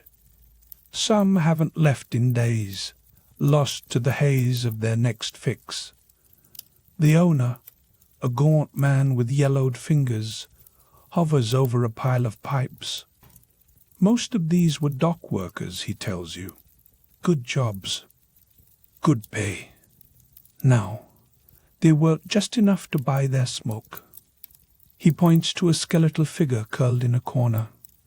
That one sold his daughter last week, 8 years old. Sold her to a brothel for a month's worth of opium. That's what's happening all across China. Families sell land that's been in their bloodline for generations. Women are forced into prostitution. Men abandon their homes. The social fabric, the network of family, loyalty, and tradition that has kept China whole for centuries, begins to unravel. And as China bleeds from within, foreign powers circle, hungry for more. The Treaty of Nanking is just the first step. Other nations, seeing Britain's easy victory, rush to claim their share. The United States secures the Treaty of Wangsha in 1844, demanding the same privileges. France follows soon after with the Treaty of Whampoa. Each agreement carves another chunk out of China's independence. An American missionary watches the diplomatic scramble and shakes his head. "It's like vultures fighting over a wounded animal," he says. The beast isn't dead yet, but everyone's grabbing for the best pieces. Inside the Forbidden City, the emperor and his ministers are in crisis mode. Some urge the court to learn from the West, to modernize and adapt before it's too late. Others want to double down on tradition, convinced that Western science and ideas are a threat to Confucian order. But there's no time for philosophical debates. The imperial treasury is nearly empty. After paying the indemnity, there's little left to keep the government running. Reports arrive daily from desperate provincial governors. The people are starving. They have nothing left to give. They sell their possessions first, then their land. Then, when there's nothing left, they sell their children. When even that fails, some turn to banditry or join secret societies. Signs of unrest flicker across the empire. Groups once thought suppressed, secret societies, religious cults, start to gain traction among the disillusioned and the desperate. In the south, a failed scholar named Hong Xiuquan begins to attract followers. He claims, after repeated failures in the imperial exam system, to have had visions that prove he is the younger brother of Jesus Christ, sent to cleanse China of both the Manchu rulers and the foreign devils. His apocalyptic movement, soon called the Taiping Rebellion, starts quietly in Guangxi province, but by 1850 it erupts into a full-scale civil war, the deadliest in human history, claiming up to 30 million lives over 14 years. You meet a Taiping recruit in 1851, his eyes burning with conviction. The foreigners broke China with their opium and their gunboats, he tells you. Hong Xiuquan will make it whole again. He'll drive out the Manchus and the foreign devils and build a heavenly kingdom of peace. But the Taiping aren't the only ones rising up. In the north, the Nian Rebellion gathers steam. In the southwest, Muslim communities erupt in revolt. In Shanghai, the Small Sword Society fans the flames of resistance. Each new uprising is a symptom of a deeper disease, the loss of faith in the dynasty, in the mandate of heaven, in the very idea of what China is supposed to be. Everywhere you look, you see division. The treaty ports split cities into foreign and Chinese zones, each with their own laws and rulers. The legal system is now two-tiered. The old unity of the Middle Kingdom is fraying. Sovereignty, dignity, even the basic bonds of family and community. Everything is up for grabs. And as the social fabric tears, the world outside grows ever more dangerous. Britain, America, France, none of them are satisfied. They want more ports, more privileges, more influence. The Treaty of Nanking, which once seemed the nadir of Chinese humiliation, is only the beginning. So, as you stand in the middle of this unraveling world, you can feel the ground shifting beneath your feet. The walls that once protected China are crumbling, not just the physical ones, but the invisible walls of tradition, confidence, and self-belief. But the story doesn't end here. In fact, the worst is still to come. Because as China struggles to hold itself together, the Western powers are just getting started. Against this backdrop of internal chaos, the Western powers continue pressing for more concessions. Now imagine yourself standing right in the middle of a storm that just won't break. All around you, China is reeling from chaos, rebellion at home, foreign threats abroad, and a government that feels like it's slowly losing its grip. Yet as the Qing dynasty tries to hold the line, Western powers relentlessly increase their demands, never satisfied with what they've already taken. British merchants and their officials demand more than just a handful of treaty ports carved out after the last war. They want access deep into the heart of China, the legal right to sell opium openly, and the freedom to move wherever profit leads them. You can feel the tension rising, like the humidity before a summer thunderstorm. The Qing government, battered but not yet broken, digs in its heels. No, they say, you can't have more ports. No, you can't legalize this poison that's already destroying our people. The British, of course, aren't used to hearing no. They're restless. Their merchants muttering about lost profits, and their officials scanning the horizon for any excuse to force China's hand again. Then, in October 1856, The spark that everyone has been dreading finally ignites. Chinese officials board the Arrow, a ship registered to the British, anchored at Canton. They arrest several Chinese crew members, accusing them of piracy. The British consul is furious, demanding their release and insisting that the Arrow is under their protection. Chinese authorities push back, pointing out that the ship is actually Chinese-owned, wasn't even flying a British flag at the time, and this is, after all, Chinese territory. But logic doesn't matter when profit and pride are at stake. The Arrow incident becomes the flimsy excuse Britain needs to start another war. They're fighting a war against us because we tried to arrest pirates on our own soil.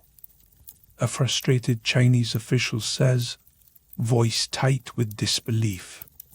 Last time they forced us to pay millions, seized our land, and now, barely a decade and a half later, they're ready to do it all again for the sake of their drug trade.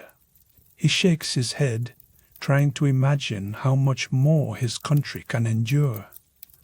The answer, as you're about to see, is far more than anyone could have feared. By the end of 1856, you're watching British warships once again thunder up the coast of China, their cannons shattering ancient forts and scattering defenders. This time, they're not alone. French forces have joined in, using the death of a French missionary as their own justification for war. It's a tag-team assault by industrial superpowers, and China's armies, still clinging to swords and matchlocks, even after attempts at modernization, are hopelessly outmatched. The Second Opium War unfolds with a grim sense of déjà vu. Once again, Western forces smash through Chinese defenses with terrifying ease. But this war, unlike the last, will drive the humiliation even deeper. Its legacy isn't just lost territory or empty coffers. It's a wound to the very soul of China. October 1860. British and French troops are at the gates of Beijing. Just decades ago, this would have been unthinkable. A foreign army at the doorstep of the Dragon Throne. You can almost feel the collective disbelief of a society that once saw itself as the center of the world. Desperate, Chinese officials try to negotiate. But when British envoys are captured and tortured, some dying in captivity, the British response is swift and brutal. Lord Elgin, the British High Commissioner, whose own father carried off the Elgin marbles from Greece, gives an order that will echo down the centuries, destroy the old summer palace. The Yuan isn't just a palace. It is the pride of Chinese civilization, a sprawling landscape of glittering halls, delicate pavilions, gardens that seem to stretch into infinity, and priceless treasures gathered over centuries. Imagine the Louvre, Versailles, and the Vatican rolled into one, a place where emperors dreamed and poets found inspiration.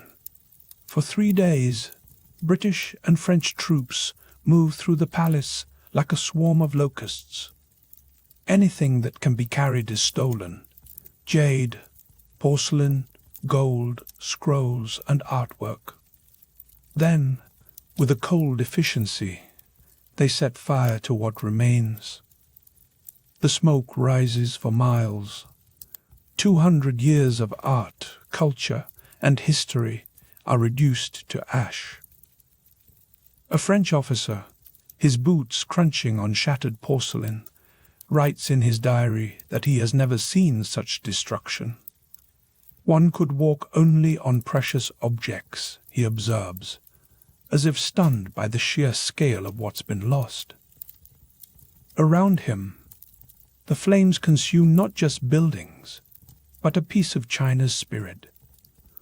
When the news spreads, the effect is like a shockwave. For the Chinese public, it's not just another defeat. It's a violation, a loud, cruel message that their greatest cultural achievements are worthless in the eyes of the world. That even beauty, history, and genius can be trampled if you're not strong enough to protect them. The treaties that follow, the Treaty of Tientsin and the Convention of Peking, are even more punishing than what came before. 10 more ports are thrown open to foreign trade, shattering the last illusion of Chinese control. Foreigners now have the right to travel wherever they wish inside China. Christian missionaries are given protection, free to spread their faith and their influence. The opium trade is fully legalized, and the financial indemnity China must pay is so massive it makes the previous war's demands look small by comparison. But the most bitter pill of all is symbolic. Foreign diplomats are allowed to take up residence in Beijing itself, the sacred heart of the empire, once closed off to barbarians. The emperor, son of heaven, must now receive these foreign envoys as equals, his divine order stripped away by a world that no longer bows to Chinese supremacy. The old order, the tributary system that once placed China at the center of civilization, is finished. By the time the dust settles in 1860, the transformation is total. The country that once called itself the Middle Kingdom has become a semi-colonial state, carved up by foreign interests. Its economy warped by the flow of opium. Its government weakened both from within by rebellion and from without by unequal treaties. All of this, the wars, the shattering treaties, the destruction of a cultural treasure, the slow unraveling of society, can be traced back to those first shipments of opium smuggled into Canton decades earlier. A single flower, a simple plant, grown for pleasure and pain, has become the wedge that pried open the world's oldest civilization. You find yourself standing on the Shanghai waterfront in 1860, watching another shipment of opium being unloaded from a British ship. This isn't some secretive crime anymore. The drug is delivered openly, guarded by treaties, backed by gunboats. The air is thick with the scent of the harbor, salt, rot, and that faint, sweet smell of the poppy. Beside you stands a Chinese scholar. His face is drawn with sorrow, his eyes reflecting the weight of everything that's been lost. He watches the crates being hauled ashore, each one a reminder of defeat, and speaks quietly, almost to himself. When the story of our fall is told, he says, let them know it wasn't a revolution or a great battle that brought us down. It was smoke. It was dreams. It was a weakness that crept into our veins until we could no longer stand tall in the world. He turns to look at you, his gaze clear and steady despite the ruin around him. Remember what you've seen here. Tell others. This is how empires die, not with a single crash, but with 1,000 small choices, day after day, until one morning you wake up and realize the legacy you cherished has already slipped away. As darkness falls over Shanghai, the city comes alive with the glow of lamps in opium dens, stretching as far as the eye can see. Thousands seek escape from a reality that feels more hopeless with every passing year. The air is thick with the acrid, haunting perfume of opium, a fog that blurs the line between forgetting and surrender. And somewhere, far away in the forbidden city, an emperor sits in lonely luxury, surrounded by treasures that now feel like relics of a lost age. He claims the mandate of heaven, but the world outside his walls has changed beyond recognition. The Second Opium War is over. But China's greatest struggle, the fight to reclaim its sovereignty and rebuild its soul in a world transformed by industry and addiction, has only just begun. The shadow of the poppy still hangs heavy over the land. And as the years slip by, this poison, both literal and metaphorical, will keep seeping through the cracks of Chinese society, eroding what remains of its independence and pride. But the story doesn't end here, because, as you soon see, by 1875, 15 years after the guns fell silent, opium's grip on China will only tighten, setting the stage for an even deeper crisis, the final unraveling of sovereignty, and the haunting consequences that follow. The year is 1875. You find yourself deep in Yunnan province, a world away from the bustling treaty ports and foreign enclaves clinging to China's coast. Even here, among these misty mountains, the legacy of opium is everywhere. The air is crisp and filled with the scent of wildflowers. But when you look out across the hillsides, you notice something different, something unsettling. The rice paddies and vegetable plots that once fed entire villages have almost vanished. In their place, you see a sea of poppies stretching on, their pale pink and white petals shimmering in the morning light. At first glance, it's breathtaking, almost magical, the kind of scene you might see in a painting. But as you step closer, the reality hits you. There's devastation hiding beneath all that beauty. Your local guide catches your gaze lingering on the endless flowers. "Beautiful, aren't they?" he says, his voice soft but edged with bitterness. "Terrible, but beautiful." He gestures for you to follow, and soon you're standing with a farmer in the middle of his poppy field. The man is hunched over, his hands sticky and stained with brown sap from scoring the poppy pods, harvesting the lifeblood of the land. Sweat beads on his brow as he straightens up to meet your eyes. "I grew rice for 20 years, he tells you, his voice rough from years of labor. "Could barely feed my family. Now I grow poppies, and, for the first time, I have silver to spare." There's pride there, but also something darker, a resignation, maybe even guilt. You ask him, "But aren't you worried about making the addiction worse?" He shrugs, his expression weary.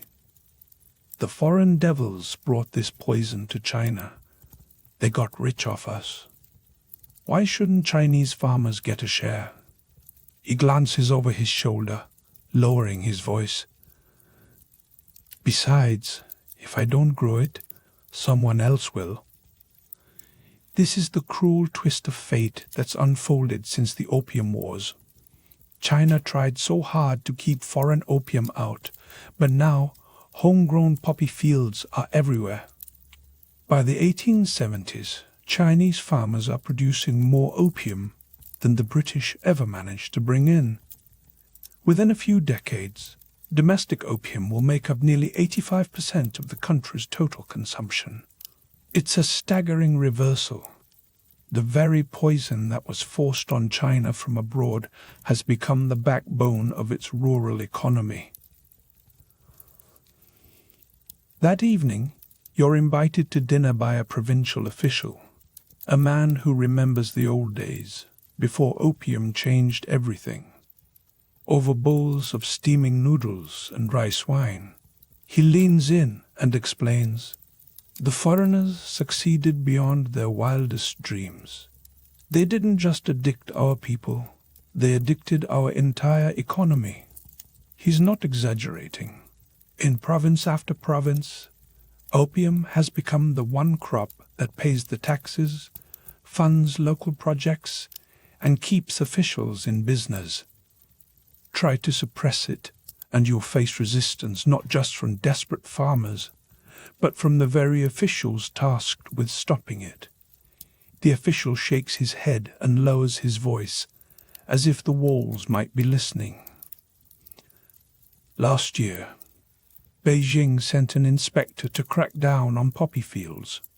Within a week, he had 3 new houses and was seen smoking in the best dens in the provincial capital. The fields, untouched.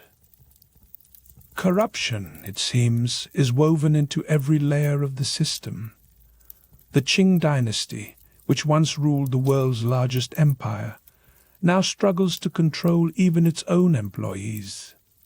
The central government issues edicts, but in the provinces they're ignored or quietly sabotaged. Reforms are announced with great fanfare, but nothing ever really changes.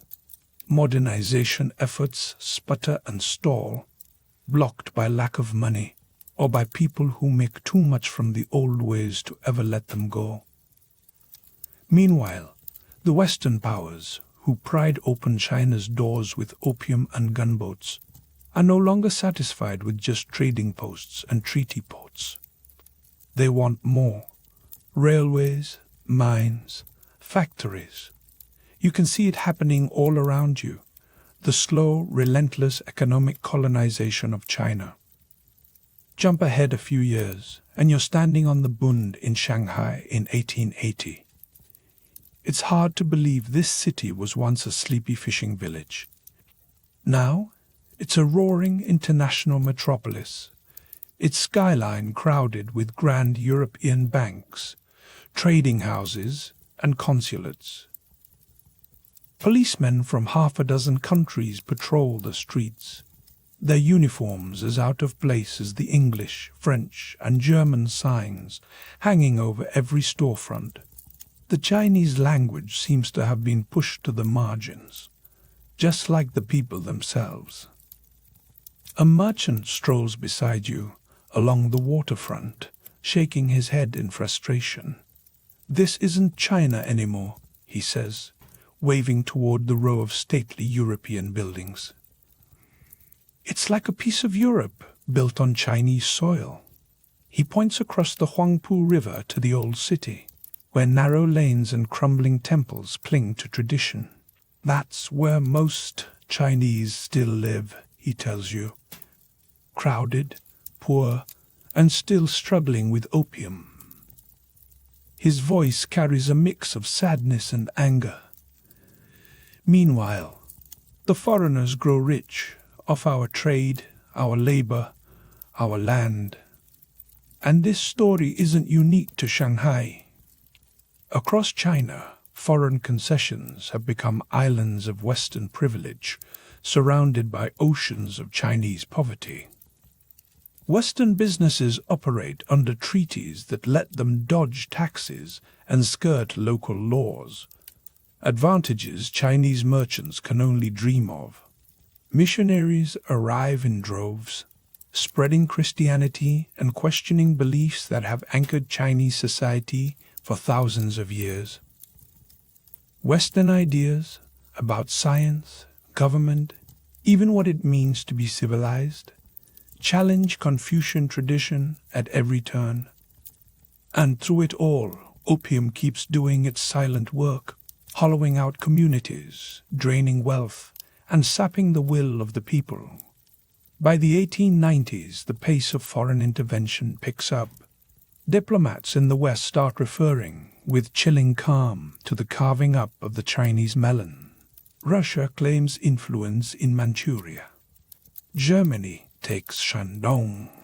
France pushes into the southwest. Britain expands from Hong Kong, gobbling up more territory. You find yourself in Beijing in 1895, just after China's humiliating defeat in the Sino-Japanese War. It's a turning point that shocks the world. Japan, a nation that once learned civilization from China, has now surpassed its former teacher in military and industrial power. Inside a candlelit meeting room, you watch as foreign diplomats gather around a table covered in maps. A British official, looking weary but determined, spreads a chart of China's provinces before his colleagues. The Chinese government is bankrupt, he announces. The dynasty won't last much longer. We must secure our interests before the collapse. Around the table, heads nod in agreement. One by one, they draw lines across China's heartland, dividing it into spheres of influence, carving it up like a holiday roast. Railways, mines, factories, each power claims its own slice. A young diplomat, new to the game, looks up nervously. "What about the Chinese people?" he asks. "Don't they have any say in this?" The room erupts in laughter. A senior French representative, swirling wine in his glass, replies with a smirk, "My dear boy, China lost the right to decide its own fate the moment it lost the Opium War. Everything since has only confirmed that fact. Here it is, the tragic punchline to a century of humiliation." The nation that once called itself the Middle Kingdom now finds its sovereignty reduced to a bargaining chip. Foreign powers squabble over rights and riches, while the government, weak and divided, can do little but watch. The people, numbed by addiction and poverty, struggle to find hope amid the ruins. But as you stand in the shadow of these grand foreign buildings, listening to the strange new languages swirling around you, you can sense something just beneath the surface, a quiet restlessness, a longing for change. The empire may seem hollowed out, but the story isn't over yet, because beneath the surface something is stirring. Even as the empire staggers under the weight of humiliation and addiction, that restless energy continues to build. It's not always obvious at first, just whispers in the tea houses, heated arguments tucked away in the back rooms of universities, and secretive meetings in the dimly lit corners of foreign settlements. But you can sense it. A new generation is waking up, and they're not content to simply blame foreigners for China's pain. These young intellectuals, many of whom have studied abroad or grown up under the influence of modern Western-style schools, are starting to see the Qing dynasty itself as the root of the nation's troubles. They look around at the corruption, the paralyzing bureaucracy, the refusal to adapt or modernize, and they realize this empire allowed itself to be broken. You might overhear a fiery debate, one side arguing for reform, for a constitutional monarchy that might save what's left of China's dignity, while another group pushes for outright revolution and the creation of a republic. Some want to throw out everything foreign and return to pure Chinese traditions, while others argue for blending Chinese culture with Western science and technology. It's messy, it's passionate, and at its center is a single burning question: how can China ever stand tall again? One young student, barely out of his teens, leans forward and slams his palm on the table, making cups rattle. He says it straight. The foreigners forced their way in with cannons. We have to build our own cannons to drive them out. Around him, heads nod, eyes flash with determination. and you can almost feel the tectonic plates of history beginning to shift. Then, in 1900, it all boils over. Rural militias, calling themselves the Boxers, rise up against foreign missionaries and anyone they see as collaborators. The Qing imperial court, desperate and afraid, decides to support the rebellion, hoping to ride this wave of anger back to relevance. But the plan backfires in spectacular fashion. A coalition of 20,000 foreign troops from 8 different nations storms into Beijing, crushes the poorly armed Boxers, and takes control of the city. The aftermath is brutal. The Qing government is forced to sign the Boxer Protocol. China is hit with yet another massive indemnity. 450 million taels of silver, more than the entire annual revenue of the government, to be paid over nearly 40 years with interest. Foreign soldiers are now allowed to be stationed permanently in Beijing. If you're keeping score, this is the moment when the last scraps of imperial dignity are stripped away. Fast forward to Shanghai, 1909. You find yourself sitting across a small wooden table from an elderly tea merchant. He's lived through every twist and turn of this century-long tragedy. His face is deeply lined, his hair thin and white, but his eyes are sharp as ever. He lifts his teacup with a hand that shakes just slightly, then looks at you with a wry smile. "I was just a boy when the first Opium War began," he tells you, his voice steady but tinged with something you can't quite name. "We were so sure of ourselves. We thought the barbarians would be driven back into the sea without much trouble. How could it be any other way? We were the Middle Kingdom, the center of all civilization on Earth." He gestures out the window. You see the imposing European buildings, their stone facades crowding the skyline. Now look at us. Foreigners rule our cities. The emperor is nothing but a puppet. The officials are more interested in lining their pockets and saving the country. And still, the opium flows. Only now, it's not just the foreigners poisoning us. We do it to ourselves. For a moment, there's only the sound of distant rickshaws and the faint hum of the city. You ask the question you've been holding in your mind. Is there any hope left? The old man closes his eyes and lets out a long, slow breath. When he finally speaks, his words hang in the air like incense. "There is always hope," he says. "China is old. Dynasties rise and fall.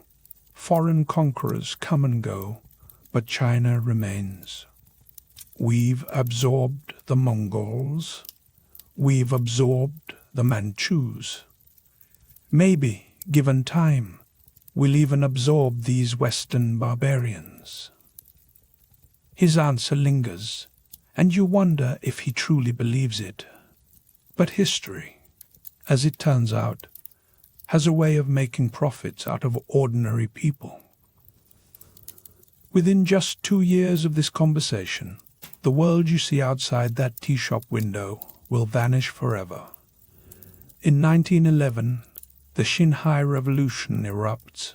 The Qing dynasty, which has ruled for more than 2,000 years, collapses almost overnight. The last emperor, Puyi, is just 6 years old when he is forced to abdicate. China, battered but alive, sets out on a long and painful journey to become a modern nation-state. But the ghosts of the opium years are not so easily exorcised. The new Republic of China inherits a country still addicted, its people divided by foreign spheres of influence, the collective memory scarred by humiliation and loss. Warlords carve up the land, each one richer for controlling the opium trade. In the 1930s, As Japan invades, addiction becomes a weapon. Japanese occupiers actively encourage opium use in the territories they control, sinking their enemies deeper into helplessness. The government tries to fight back, to stamp out the trade, but corruption is everywhere, and the need for quick revenue always seems to win. It isn't until 1949, with the communist victory, that China finally breaks the cycle. The new regime is ruthless, but effective. Through mass treatment campaigns, harsh crackdowns, and a total reorganization of society, the People's Republic does what the Qing and the Republic could not. It ends. The opium epidemic that began with those British merchant ships so many decades before. Yet even as the streets clear and the poppy fields are ploughed under, the scars remain. In classrooms across China, the century of humiliation becomes the story every child learns. Politicians reference it in speeches. Artists and writers return to it again and again. It's woven into the very fabric of modern Chinese identity. The lesson is hammered home. Weakness invites invasion, and China must never again allow itself to be so vulnerable to outsiders. And so we come full circle. Once, China was the undisputed center of world trade, so proud it saw no need for anything the outside world could offer. It was not a military defeat that brought the empire to its knees, but a flower, a drug that crept silently through society, weakening it from within and opening the door to enemies at the gate. Listen to the words of Samuel Taylor Coleridge, the English poet who knew the seduction of opium all too well. He dreamed of Xanadu, of pleasure domes and sacred rivers running through endless caves down to a sunless sea. It's beautiful and haunting, that image. For China, opium was not a dream, but a nightmare. Its sacred rivers did not flow to splendor, but to ruin. What should have been a paradise was drowned in addiction, humiliation, and a century of darkness. As you finally settle in for the night, your mind drifts to those old opium dens, wooden platforms, the haze of smoke, the dreams that belonged not to their dreamers, but to the drug itself. You rest easily in your own bed, knowing that your dreams are yours alone, not the property of empire, addiction, or foreign greed. And as you lie there, eyelids growing heavy, ask yourself, how often does history hinge on something so small? A flower, a craving, a deal struck for profit. What does it say about human nature that the need for money, for power, for escape can topple even the mightiest kingdoms? How many times have we watched the same pattern? Systems failing slowly, cracks widening until, suddenly, the whole edifice collapses. But look again. There's a glimmer of hope. China, after a century of devastation, humiliation, and struggle, has found its feet and rebuilt its strength. The empire fell, the nation suffered, but the people endured. They learned. They rebuilt.